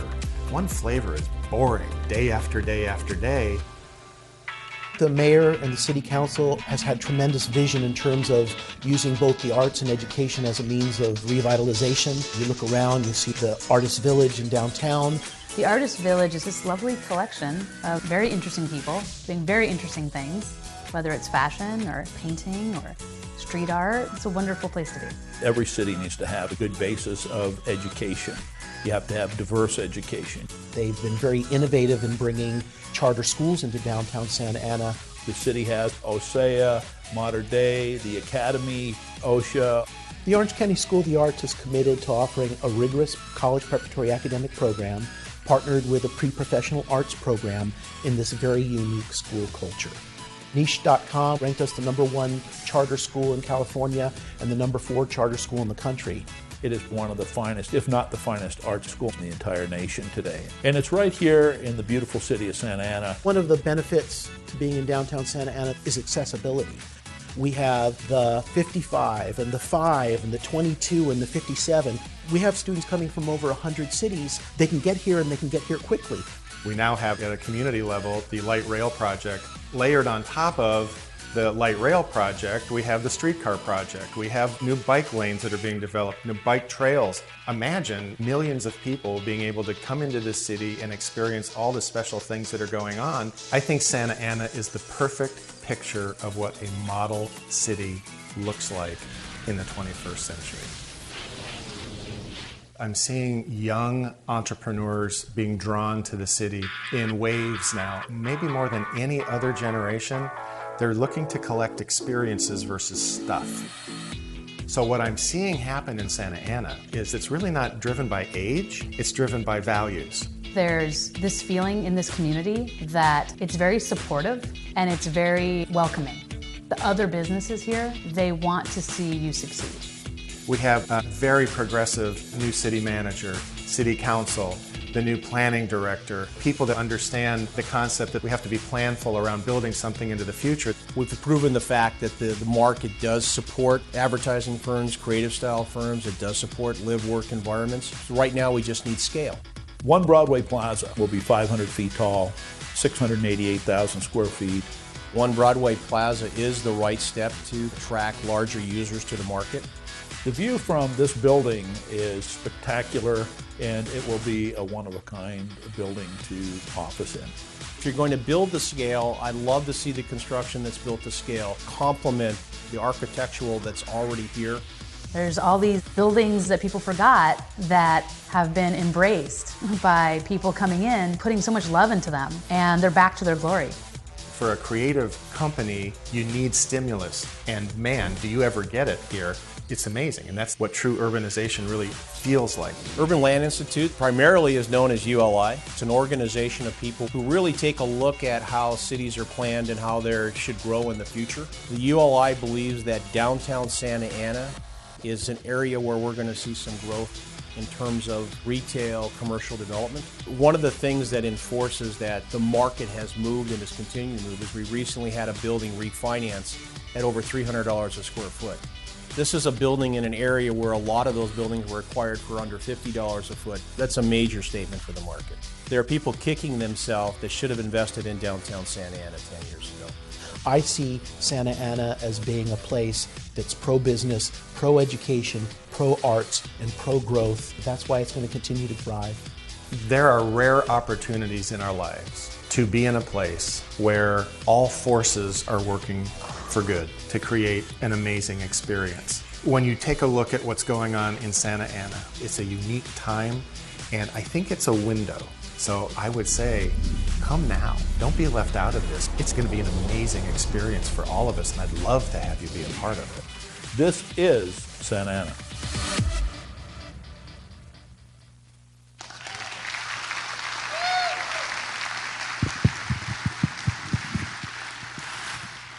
Well done on the video. If that doesn't get you excited about the city, nothing will.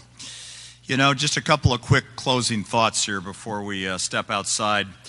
It's clear Orange County is a very, very special place. One of the most desirable places to live, work, and recreate, frankly, in the world, I believe. And Santa Ana sits right in the middle of the intersection of the innovation, the capital, and the potential. It is and will become 21st century Orange County. You know, next month, the Orange County Register celebrates 110 years of continuous publishing in this region. Absolutely.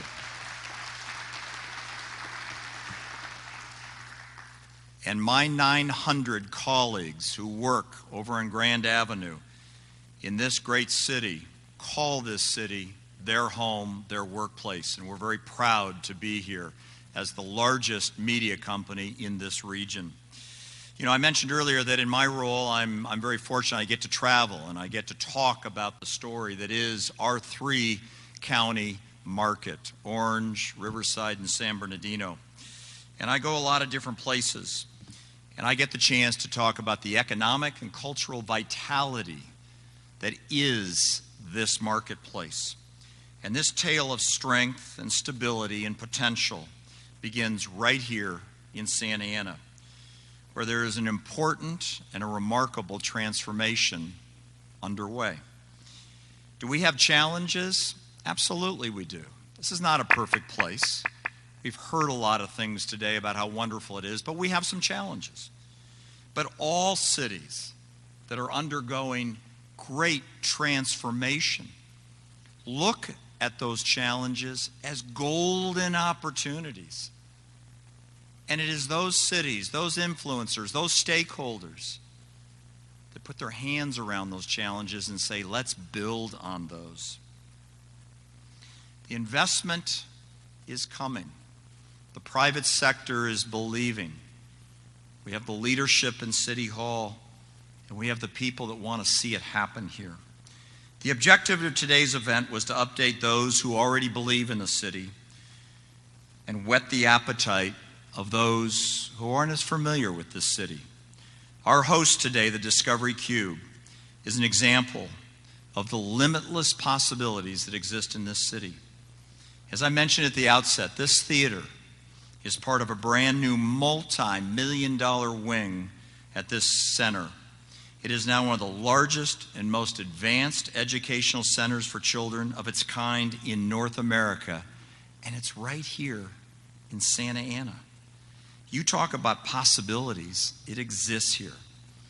If our goal today was to continue the loud drumbeat, I trust that we have done that.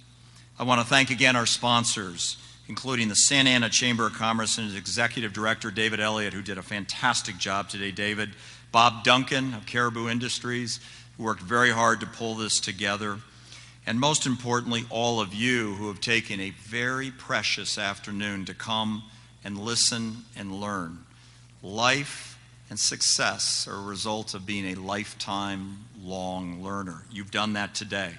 We'd like to invite you now to join us out in the foyer, have some refreshments, some wine, some food, meet some of the folks here, the panelists, the city staff that's here. This has been a great, great afternoon. Congratulations on being a part of the 3rd annual GROW Conference. We'll see you next year right back here. Thank you very much.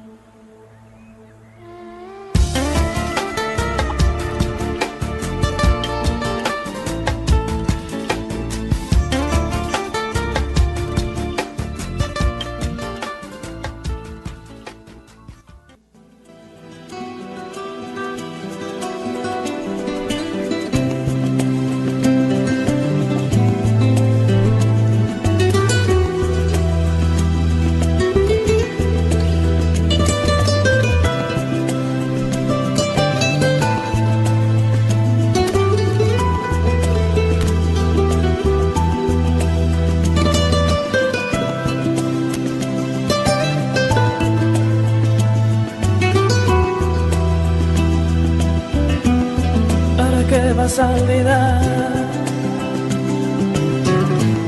Yo he tenido tanto temor. ¿Para qué vas a olvidar?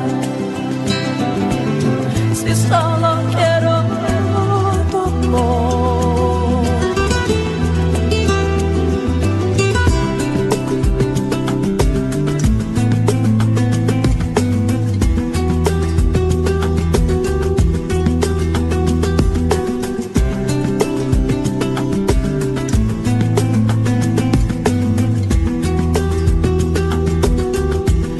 Es el alma que me dice que te siga. Quiero darte todo, todo, todo, todo tu perdón. Que no sé de amar, corazón. Yo sí sé de amar, sí sé de amor. Corazón, corazón.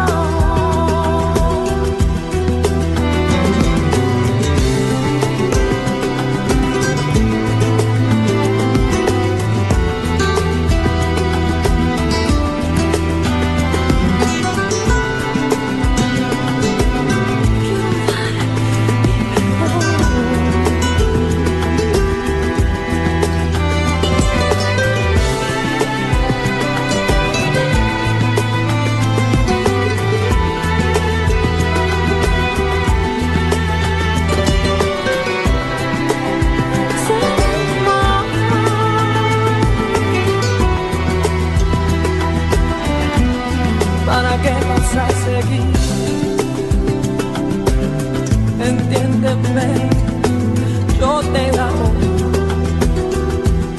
Y luchar por una vida que vale la pena, eso es amor. Entiéndelo, amor. Y yo tengo perdón, yo te tengo perdón, que tengo más que eso. Yo te tengo amor, te quiero dar todo lo que tú quieras. Sé de amar,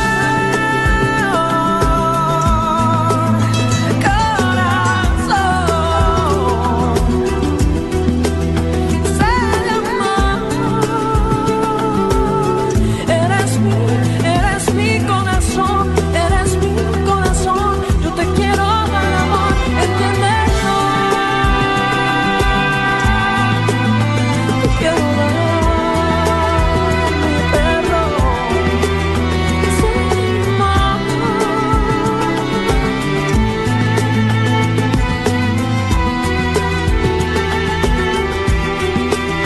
Es el alma que me dice que te siga. Es el alma que me dice que te siga.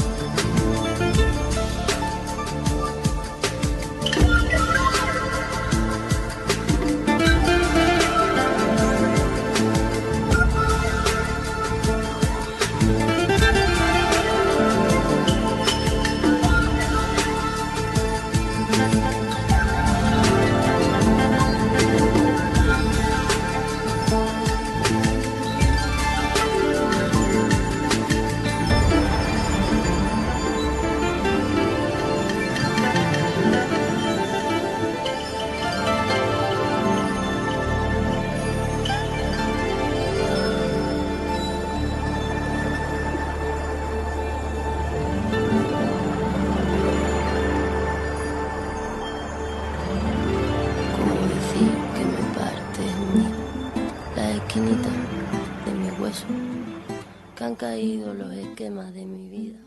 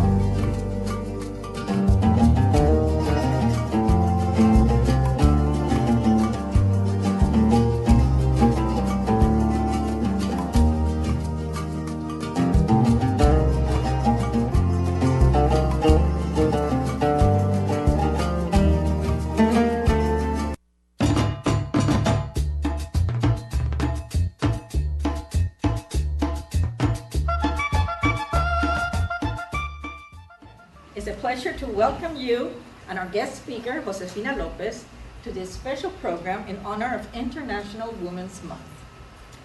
Born in San Luis Potosí, the correct pronunciation, Mexico, Josefina was 5 years old when she and her family came to the United States and settled in the East Los Angeles neighborhood of Boyle Heights. Josefina, like all of us, deals with everyday responsibilities, joys, and challenges. But her immense talent, passionate drive, and formidable spirit have made her into a female powerhouse and one of the most admired Chicanas of her generation. Her writing is her voice and her strength. She's earned numerous awards and accolades for her work. She is the founder and artistic director of Casa 0101 Theater in Boyle Heights, and the author of Real Women Have Curves, Hungry Woman in Paris, and 8 Ways to Say I Love My Life. Through her writing and community action, she inspires us to love ourselves, respect our differences, and never give up or compromise our ideals. She's a fascinating and inspirational person. You will see that very shortly. She's dedicated to her craft and her community. Please join me in welcoming the real thing, our author and guest speaker, Josefina Lopez.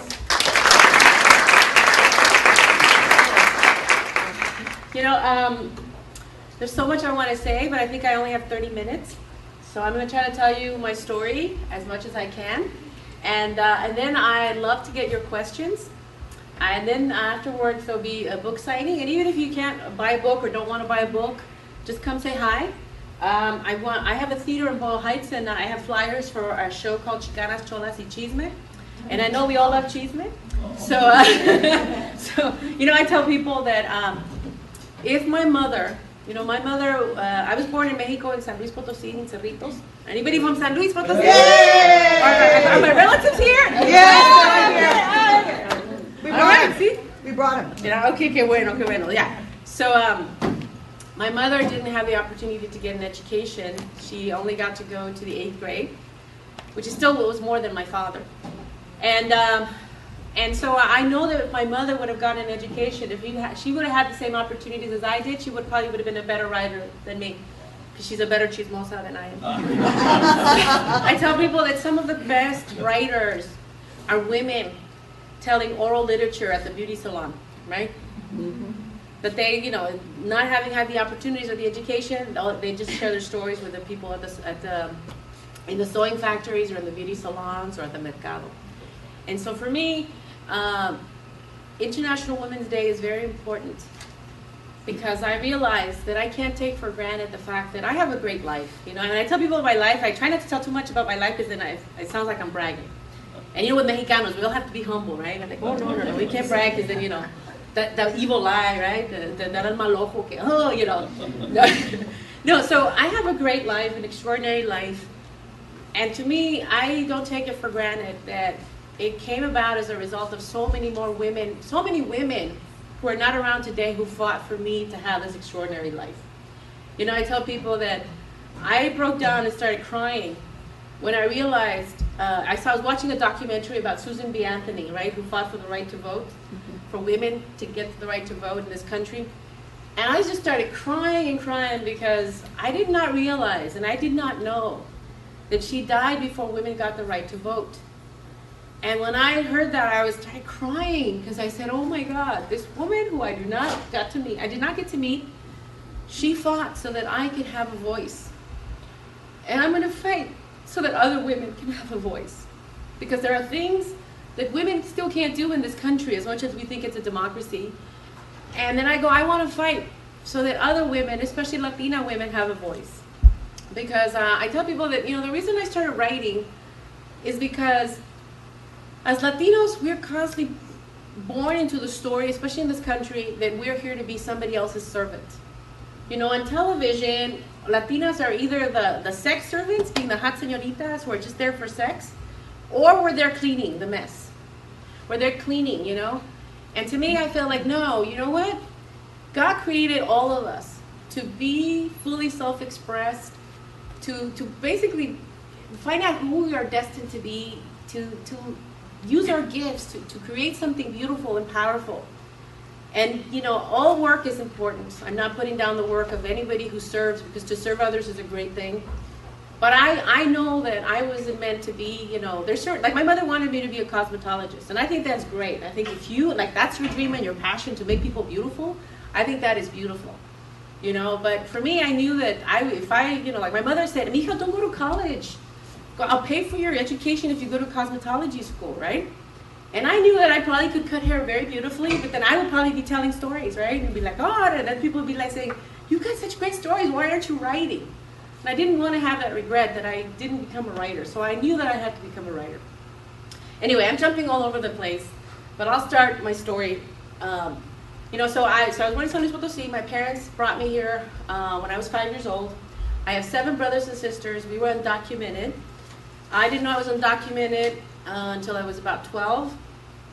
And then it was very difficult to go to college because I was undocumented. It was really sad. And part of the reason I wrote Real Women Have Curves is because after high school, I had to go work in the sewing factory with my mother and my sister because I couldn't go to college. I had to wait a year to be legal. I applied for amnesty, and then I became a legal resident, but during that year, I couldn't qualify for financial aid, so I worked in my sister's sewing factory. And in that sewing factory, I got to hear all these beautiful stories that all these women shared. And I laugh so much every day. One of the big reasons why I write is because as Latinos in the past and still today, we're mostly portrayed as victims. People feel sorry for us, or there are some shows now that are portraying us as winners, and I'm enjoying watching Latinas being detectives or being the head of a telenovela, being a virgin, who gave birth, all these stories. I'm enjoying them. Now I got all distracted here. I have ADD, by the way. So now, what was I? Who was listening? Okay. What was I saying? About all the virgin. The virgin. Okay, no. But then we're portrayed as victims. Latinos are constantly portrayed as victims, and I didn't want to portray us as victims because when I was working in the sewing factory, I remember feeling sad because I thought, all my friends from high school, just like in Real Women Have Curves, when they're all talking about what colleges they're going. You're recording me? Huh? Okay. All right. You got my good angle, mujer? All right. Can you beep every time I cuss? No. All right, because you see, I have ADD, which is a gift and a curse, and you're going to see. Okay, so, all right, so back to, I didn't want Latinos to be portrayed as victims. Because when I was working in the sewing factory, even though I felt sad that I couldn't go off to school like a lot of my friends were there, I was in an AP English class at the High School for the Arts. And most of my friends were going to Ivy League schools because they were all, highly educated, white kids, artists, very talented. And here I was undocumented, working class. And, when we were putting up what colleges we were going to, I remember putting School of Hard Knocks. Because I was so embarrassed that everybody was putting Princeton, Yale, and I was like, man, I can't go to college, not because I don't have the mental capacities, because I'm undocumented. So I put School of Hard Knocks as my joke. So when I left high school, I was working at McDonald's, which I didn't like. Then I started working in the sewing factory. And I remember when I was in that sewing factory, I was so happy to go because the chisme was so good. Right? And I joke about the chisme, but let me tell you, chisme goes very far. Okay? And that I remember thinking, oh my God, I can't wait to go back to work, even though it's really hard because I did iron for 6 to 8 hours, which is really hard work. But the ladies would have such juicy chisme, and my mother would have such great chisme. My mother would tell the funniest, dirtiest jokes sometimes, That I'd be we'd just be laughing and sewing and laughing and sewing. That I thought, wow, we're having such a great time. I have 7 siblings, so if I say something bad or appears in the magazine, one of my siblings always gossips about me, right? Ay, que está diciendo de este, que el otro, que este, que el otro, and then she calls me, ¿qué estás diciendo de este? And I'm like, ay.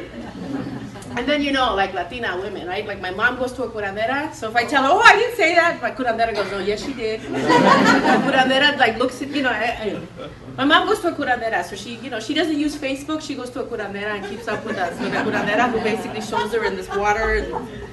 And, you know, it's hard being Mexican, right? Anyway, so don't tell my parents about this, okay. So, so my father, you know, like, would say all kinds of things, because my dad didn't have an education, and again, you know, I don't mean to disparage him, but my dad didn't believe that women should be educated, right? So my dad had certain beliefs about women, and so I basically grew up thinking, ugh, it's no good to be a woman. God, why was I born a woman, right? Sometimes we ask ourselves, shoot, if I would have had choice, I would have been a white gay man, though. That's what I would have been. All right. I think white gay men like have it great because they can be fabulous, wonderful, and then they have power and status and entitlement. I go, wow, like, okay. Anyway, but yeah, so I always felt like there was something wrong with being a woman because I was constantly told that we weren't good enough, and I believed those lies. And then I used to be an athlete. I used to mostly play sports, and so my goal was to be so tough that I would be like an honorary guy, you know. It was kind of that way when I was younger. And so when I was working in the sewing factory, I was working with women, and it was the first time that I had worked with women, and I realized that women are powerful. And that is such a powerful statement for me, because it really changed the way I saw women. It really changed the way I saw my mother. I used to look at my mother like, relatives are here, so I would be like, ay, mi mamá, no, you know, she's like a doormat. Like, my mom doesn't stand up for herself. You know, I didn't understand, too. I didn't understand how hard it was that, like, my mother was undocumented, and that my mother didn't feel like she could speak up, because if she spoke up and complained, then my father would say, váyanse a Mexico. That she would basically send her back, you know? I didn't know that my mother was going through that. So in my mind, I thought, oh, my mom's like a doormat. Why can't she be a feminist? Why can't she be like these white women, you know? I didn't understand. It wasn't until I was in the sewing factory that I really understood what it meant to be a third world feminist. You know, and people say, you know, because I was reading Gloria Steinem, I was reading all these white feminists, thinking, oh, why can't we be like this, you know? And then when I finally was around these women, I realized, wow, you know, third world feminists are basically women who want equality, but they also honor the fact that they want children and they want a family, and that having children and a family is a part of being a woman, and it is not something that's derogatory or wrong or bad, that it's something that could be empowering to a woman, a source of strength, right? And that women of color want and need different things. And it occurred to me that I said, oh my God, here I'm thinking that my mother's weak and this and that, and here my mother wakes up at 6 a.m., makes breakfast for my father, he goes off to work, she works 12 hours a day, then she goes home and makes dinner, cleans up the house, and then by the end of the night she's brain dead and watching telenovelas. Okay, so give her a break, right? And then I go, oh my God, my mother's incredible. My mother's even more fierce, stronger, and she makes more money than my father. That's when I went, oh shoot, that's when I went, oh wow, I have it all wrong. My mother's really amazing. She's doing the best she can. And then, so I wanted to write a play, you know, especially because I was undocumented. I was undocumented for 13 years. So when I got my green card, and then I got my U.S. citizenship in 1997, I remember I said, gosh, I don't want to be a shadow anymore. I'm not going to be afraid anymore. I'm going to speak up. And I want to write a play to celebrate the fact that I'm no longer a shadow, I'm a human being. And then I know that when all these Latinos become U.S. citizens, we're going to have the power to vote. And when we have the power to vote, eventually we'll have a Latino mayor. And when we have a Latino mayor, eventually we'll have a Latino governor. And then someday we'll have a real Latino running for president. Like real Latino, like no. I know the Cubans are real Latinos, but you know, I don't know if there are any Republicans here. I'm not in Orange County, right? All right. No, anyway. Anyways. Okay. No. I mean, I love Cubans, except the ones that are Republicans. Okay. Right? We love Cubans, right? I know. To me, it's kind of like they've gone so out of their way not to be referenced as Latinos, right? Yes. And if they do need the Latino vote, then maybe they'll start speaking Spanish, right? But to me, it's like either say you're Latino or not. Okay, and if you're not, that's fine, because, you know, if you're Cuban or Republican and want to deport immigrants like yourself, yes, then you must hate yourself and we don't like you. Okay, all right. Or I don't like you. I should speak for myself, no problem. Okay, back to my story, right? See, this is what's so great about having an ADD mind, right? See how my mind works? Yeah, I talk a lot about having ADD because, you know, as Latinos, we never get diagnosed with ADD. We're just like, pendejo, ya, párale, you know? Chale, ya, párale, you know? Or they go, like, loca, you know?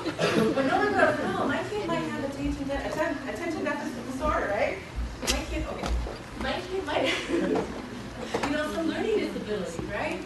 Your parents are like, you know, they're too busy surviving. Like, my parents were too busy surviving that I remember telling my parents, you know, I told my mother, I went up to her and I said, Mama, I need to go see a psychiatrist because I feel way too much. I didn't know I was empathic. Does anybody know what that word means, empathic? Yeah. It means you feel other people's feelings. Okay? It's actually a gift. It's a gift if you're a healer, because healers can basically go up to you and then they'll start telling you what you're feeling, what, you know, a bunch of stuff that I didn't know. When you're born with this gift, you just think, oh my God, I'm going crazy. I just feel too much. Like, oh, I can't, you know. And so I remember going up to my mom and saying, Mom, I think I need to go see a psychiatrist because I feel too much. And my mom, what does my mom say? What does a typical mom say? Ay, estás loca. ¿Qué van a decir de nosotros, huh? What are they going to say about us, right? Instead of thinking, really, mija? You need to go get help? I'll get you help, right? This would be the after-school special for white kids, right? I'll take, you know, right? My mom was like, hey, you know, like totally just dismissed me. And I remember being really sad, thinking, oh my God, like, I don't know what to do. I feel too much. And I remember even like being suicidal when I was 17 because I felt too much. And so I remember thinking about suicide. And this is what made the difference for me. Is that I knew that I didn't want to kill myself, but I knew that I couldn't go on like this. So what I did is instead of taking a knife to my wrist, I decided to pick up a pen.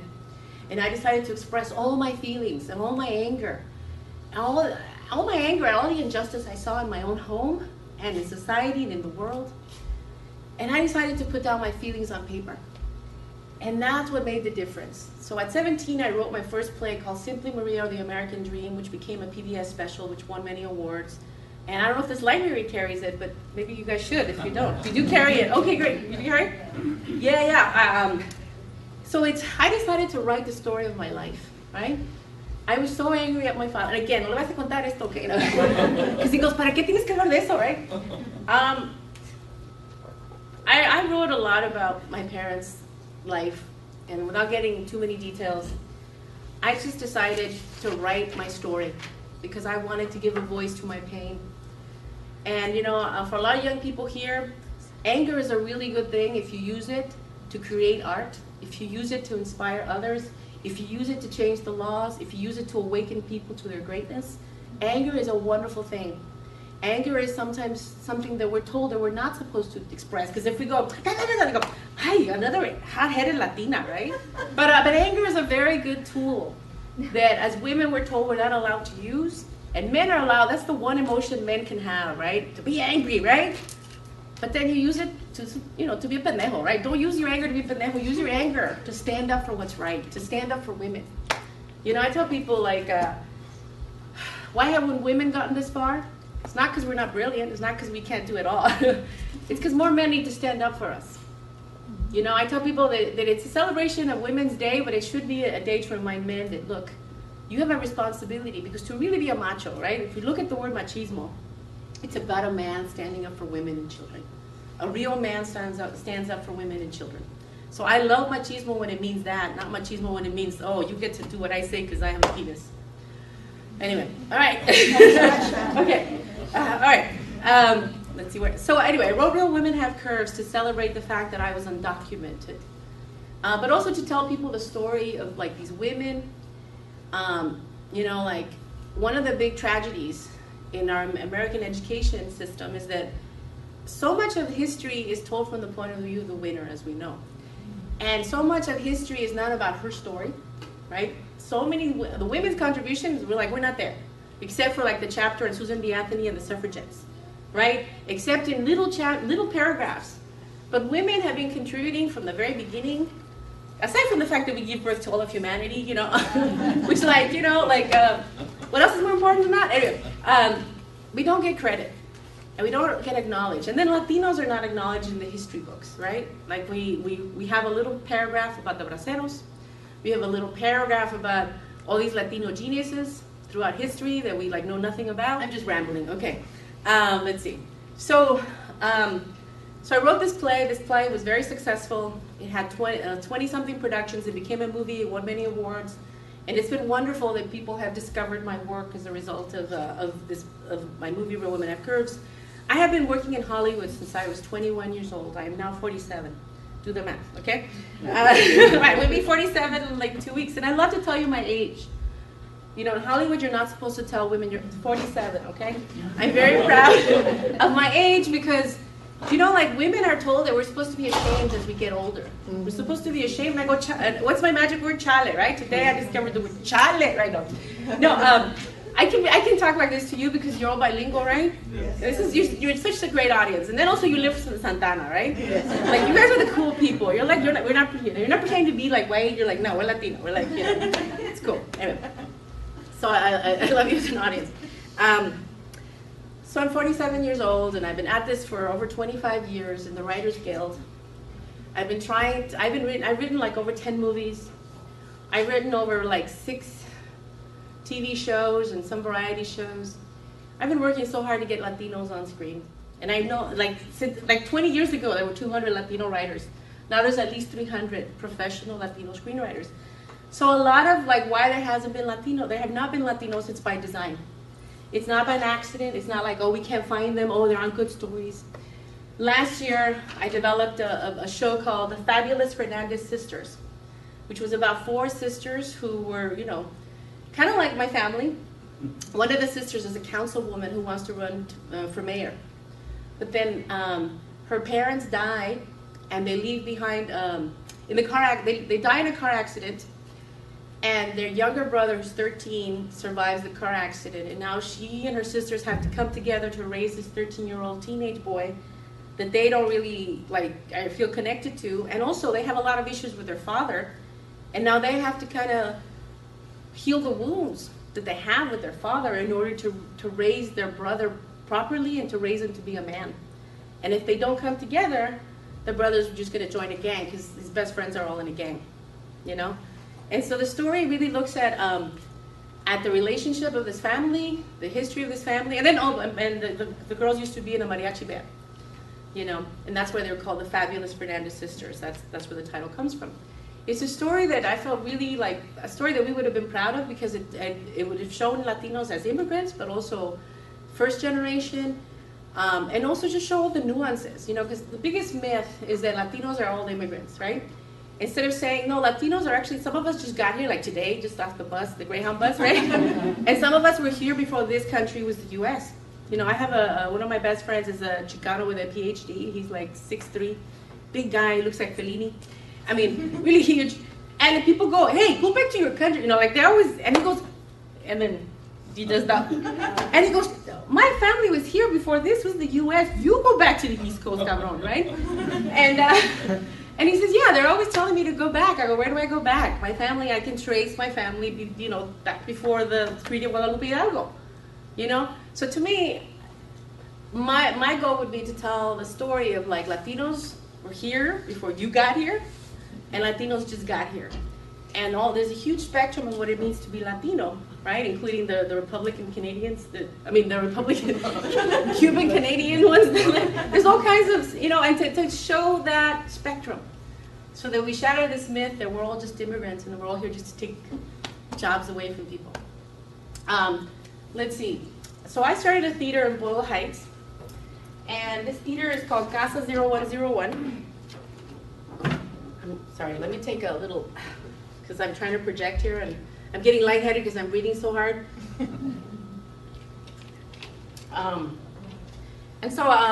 I'd love to give you guys a postcard once you exit, or somebody can be in charge of these postcards.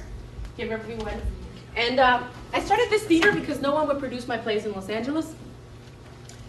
And even though I had 20 productions of Real Women Have Curves, and you know what I did? I got mad enough that I decided to produce my own work. Now I've been producing theater for over 15 years. And thank you. And not just producing theater, I also want to, because people know that I produce theater, everybody wants me to produce their play. A lot of people come up to me and go, hey, can you produce my play? And I go, you know what, I'd rather teach you, right? I'd rather teach you to fish than to give you a fish, right? Or a big, Amen. right? So then we started this program called Chicanas, Cholas, y Chisme, where we empower women to learn to write, direct, and produce, and to even act, you know? And so now I teach about, because there aren't enough women in the theater, there aren't enough women directors, there aren't enough women producers. So if you're thinking about like, should I, follow my dream and become a writer, do it now. You know what? Do it now. It's been a really hard road for me, but things are getting easier now. There are more opportunities coming because Hollywood has gotten, the message. 5 more minutes. Hollywood has gotten the message that you can't put white people and call this reality, right? You can't just put white people in every story and think that this is going to pass as reality because we're tired of that. We're questioning that version of reality, right?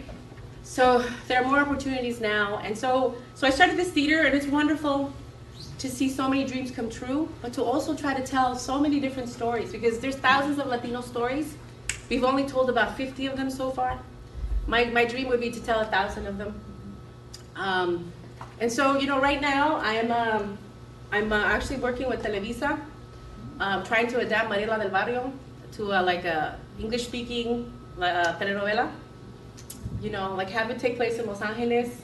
Has the same story, but obviously like modernize it, feminize it a little bit, where Maria's not, just a trophy wife, where she actually has a career, anyway. And then I'm also working on trying to develop TV shows with Latino and Latina protagonists. One of my things that really is one of my passions, if you have any questions about this, and as Latinos, I think we all have a mother. Like my mother, could see ghosts and had premonitions. They could tell the future. That was pretty normal in my household. I have kids that can do that now. It's kind of trippy to have kids that I go, oh my God, they're like my mom. They're really funny. They have ADD too, so it's a very interesting household. Yeah. So I do a lot of stories about the paranormal. I'm very interested in the paranormal and demonology, and so a lot of stories that I'm getting into now deal a lot with horror. Latinos love horror. Turns out Latinos are the biggest population that goes to see horror films, so that's why a lot of students are thinking, Latinos in horror films, Latinos in scary stuff. Because for us, we don't doubt that. To me, seeing ghosts or hearing about ghosts or having a dead grandma visit my grandfather on his birthday and pull on his feet because she's still pissed off at him because he cheated on her. That was normal, in my family, right? She goes, ya ves, she's still pissed off. She's still waiting for you, She was, that my mom would always joke that Gorita was so pissed off because he didn't die first. So she's not going to cross until he dies, and then they can cross together, She's still supervising him from the afterlife. Anyway, I'll stop here because I'm running out of breath. But yeah, let's take questions. Yes, thank you very much, and we'll open the floor.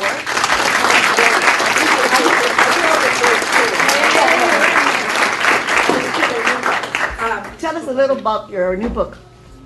That's right. So I published a novel called Hungry Woman in Paris in 2009, and I have copies to sell here. It's a very erotic book.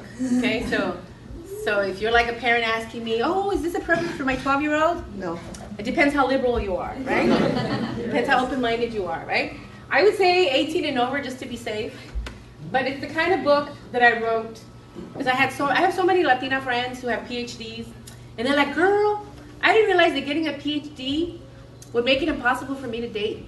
As soon as a Latino man knows I have a PhD, they won't go out with me. A lot of Latinas appreciate it because they go, you know what? It's a very honest book, and it's erotic, so a lot of men like it. I've had a lot of male fans write to me and go, wow, I didn't know women could write like this. I said, yeah, we can. I'm very honest, sometimes too honest. Sometimes people go, oh my God, you're too real for me, okay? You're too real. I'm like, this is the blessing of ADD, is that as soon as I think it comes out of my mouth. Sometimes I go, oh my God, I really said that out loud? I've been at parties where I go, oh my God, I thought I was thinking it and it came out of my mouth. And I want to apologize for saying it, but it's the truth. Oh well. Anyway, yeah, so the book deals with a Latina who is supposed to get married, and she decides to break off her engagement, and she decides to use the same ticket she was going to use for her honeymoon to go to Paris by herself, because her whole family's pissed off at her because she was engaged to a doctor, a Latino surgeon. And they're thinking, what how could you break up with this guy? And she's like, well, because it didn't feel right, and there were some other reasons that we discover in the novel. And so she goes off to Paris just to get away from her crazy mother, you know, who's telling her that she's crazy. And she's like, no, you're crazy. And so then she goes to Paris to have an existential crisis. And then when she's in Paris, she discovers that she can stay in France if she goes to cooking school. They'll let you stay for like a year if you get a visa for cooking school. So she decides to go to cooking school even though she swore she would never ever cook for a man. So she goes to cooking school. So the story is about this Latina journalist who takes a year off from her life and goes to cooking school and sort of rekindles the fire in her heart and really looks at depression, also depression and suicidal thoughts. So this book is very personal to me because like when you have ADD, and then I'm also a healer now. I learned a lot of things about what I was going through that go beyond normal. I had a lot of painful experiences where I felt broken. And now I understand why, like spiritually speaking, why I felt broken. The things that happened to me in this life and in many lifetimes ago. And so this story really looks at one of my biggest fears, which was that I was going to commit suicide. You know, it really looks at it in a way that is accessible to other people. But it's also, like I said, a very erotic book. But it really looks at Cordon Bleu. And in the book, it's called Les Coqs Rouges because I can't use legally their name. But if you ever thought about going to cooking school in Paris, it's a really good insight. And it's also an education about what it is to live in Paris and what it is to be an immigrant all over again in another country. So I love this novel. It didn't get a lot of coverage because I think people are afraid of sex. I think when a woman writes about sex, immediately it's relegated out of like, oh, we don't know what to do with it, right? Because women aren't supposed to talk like this. You know, even with the editor, I had to fight with her to keep certain words. And I won't get too graphic here, but I had to fight with this editor because she said, oh, women don't talk like this, or women aren't supposed to say this, right? And then I'm like, wait a minute, but I talk this way, you know? Don't tell me I'm not a woman, you know? And secondly, why can't women talk like this? Why is it that women's literature is all about a woman falling in love? Why can't this book be about a woman who goes to find herself and fall in love with herself? Why is it that every time a woman goes to Paris, she has to go find love? You know, we've seen that story already. I want to tell that story. I want to tell a story to tell young women, look, don't listen to people who tell you to get married by 30. There are women who are not supposed to be married because you're supposed to do other things. You know, you're supposed to go win a Nobel Prize. You're supposed to go cure cancer. You're supposed to like lead you're supposed to fight for the environment. You're supposed to do all these women's causes. And sometimes having children, as wonderful as it is, and I'm telling you as a mother, it's a wonderful thing, but not all women are supposed to have kids and get married, and that's okay. And I wish I would have been told that when I was growing up, because I grew up in a family where you had to be married to be part of the family. I had 7 siblings, and I swear to you, the idea of me having to stay single was like, oh, no, there's something wrong with you. You have to get married. You have to have kids, otherwise you don't belong to this family.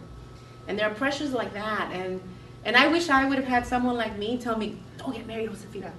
It's okay. It doesn't mean anything. You know, you're here to do other things. I'm grateful I have children. I'm grateful I have an incredibly understanding husband. I mean, I tell people he's become a better man as a result of having to live with me. Because he's had to go, oh, shoot, whatever I thought about women, he had to redefine that for himself to stay married to me. So I'm grateful for that. But I think women need to know that it's okay to contribute to the world in other ways besides children and marriage. Okay, another question. We have time for 2 more questions because she needs time to sign books. Anybody else that might have a question? Long Beach Daily 49er here. Hi. I have one question. You said that at 15 years old you discovered your voice. What was the teacher's name that pushed you to write? Well, there were several. Her name is Marlena Myers. She was a playwriting teacher. She was one of the playwriting teachers at Los Angeles Theater Center. The other teacher, Mrs. Stewart. What's her first name? Well, I always called her Mrs. Stewart. So Susan Stewart. Yeah. She was my theater teacher at the Los Angeles County High School for the Arts. And so, yeah, you know, I like to say that there were a lot of women. There were also a lot of men, a lot of PE coaches. I had a lot of wonderful PE coaches who didn't care that I was a girl. They still made me work my ass off. Because they're like, no, you have to, you're not going to be excellent until you do it over and over and over until it hurts. So you can't do it anymore. So, a lot of these coaches really prepared me to fight, to know that whatever I wanted I could have as long as I was willing to work hard and fight for it. And the last question, please. Oh, thank you for coming to Santa Ana. I'm glad that you always come here and share your books with us. Thank you. Even though it's a small community, you think of coming to see us. Oh no, this is great to be invited. Thank you, It's a Patricia, for privilege. inviting. Thank you. Okay, we'll give her. That was a thank you. Yeah, it was a thank you. Yeah, it was an Como acknowledgement. mujer feminista, ¿crees que has podido expresar toda tu impotencia hacia todos esos estereotipos que hay en contra de las mujeres latinas? ¿O que te falta aún expresar, o no tanto expresar, pero quizás hacerlo saber de otra forma? Okay, do you want me to answer in English or Spanish? I'll do it in English, just because I'm much more articulate in English. Okay, yes. I feel that as a writer, I have expressed so much of what I want to say, but I have not had the means or the platforms or the opportunities yet to do it. Like I've written over 12 movies, right? I've only gotten one movie produced, and then I produced one myself. So I feel that me as a writer, I have expressed myself, said so many incredible things, but the studios aren't necessarily producing those films. So I feel like finally the door is opening. It feels like it's finally opening in Hollywood. So I feel like I have so much more to do. Because, there's a lot of stuff that I've said that maybe won't be allowed to be said until 5 years from now. Right? Because to me, oftentimes when we see Latinas, they're all hot and sexy and pretty, right? The ones that we're allowed to see, right? So to me, I feel like there has been a degree of progress, but there's still only certain Latinas that are allowed to be seen. The rest of us are relegated to the maids and the subservient roles. So to me, the progress is when any woman, any color woman, any figure, any shape can be the protagonist of an incredible story, where a woman really gets to express her free will and challenge societal expectations of her. So I feel like those stories we have not seen yet, and those stories have not been produced, that I have not been able to produce them yet. So I feel like it's just the beginning. I feel like Real Women Have... I couldn't believe it got made, when it did. But I do feel like there's so many more movies. I have another movie called Lola Goes to Roma, which is about an older woman with a younger lover. I wrote this back in 2003. Finally, somebody's interested in making it because it's finally okay to talk about those things, So no, maybe 10, 20 years from now, you'll really get to see everything that I really want to say, because finally it'll be okay. You are a woman ahead of your time. Thank you.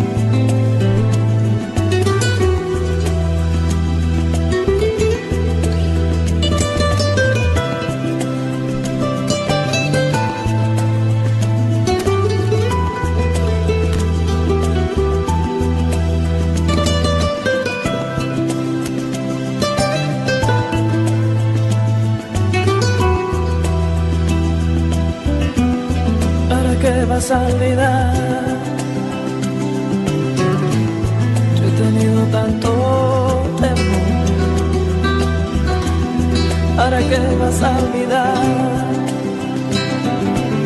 Si solo quiero tu amor.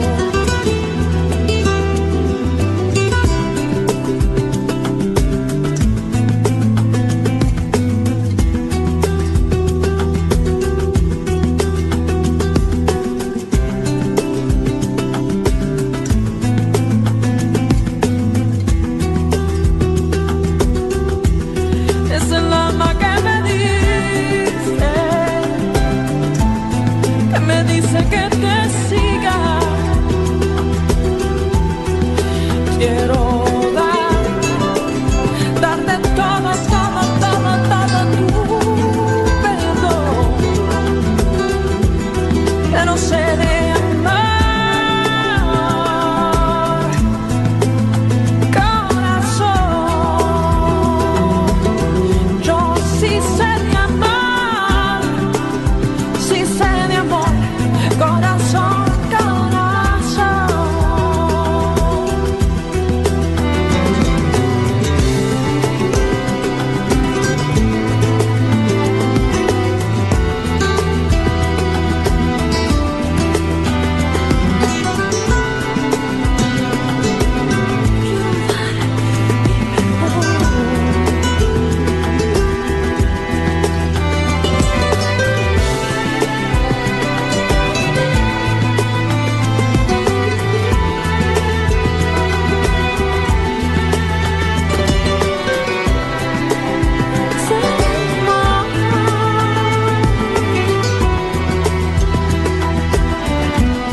¿Para qué vas a seguir? Entiéndeme, yo te amo. Y luchar por una vida que vale la pena, eso es amor. Entiéndelo, amor. Y yo tengo perdón, yo te tengo perdón, te tengo más que eso. Yo te tengo amor, te quiero dar todo lo que tú quieras. Sé de amar,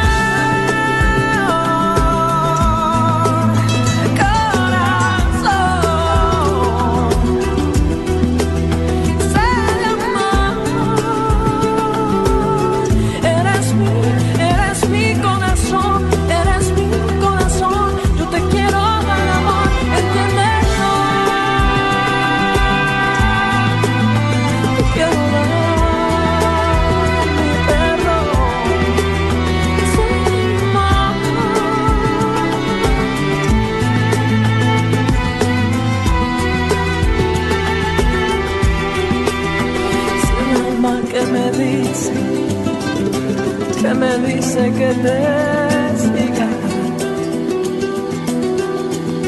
Es el alma que me dice que te siga.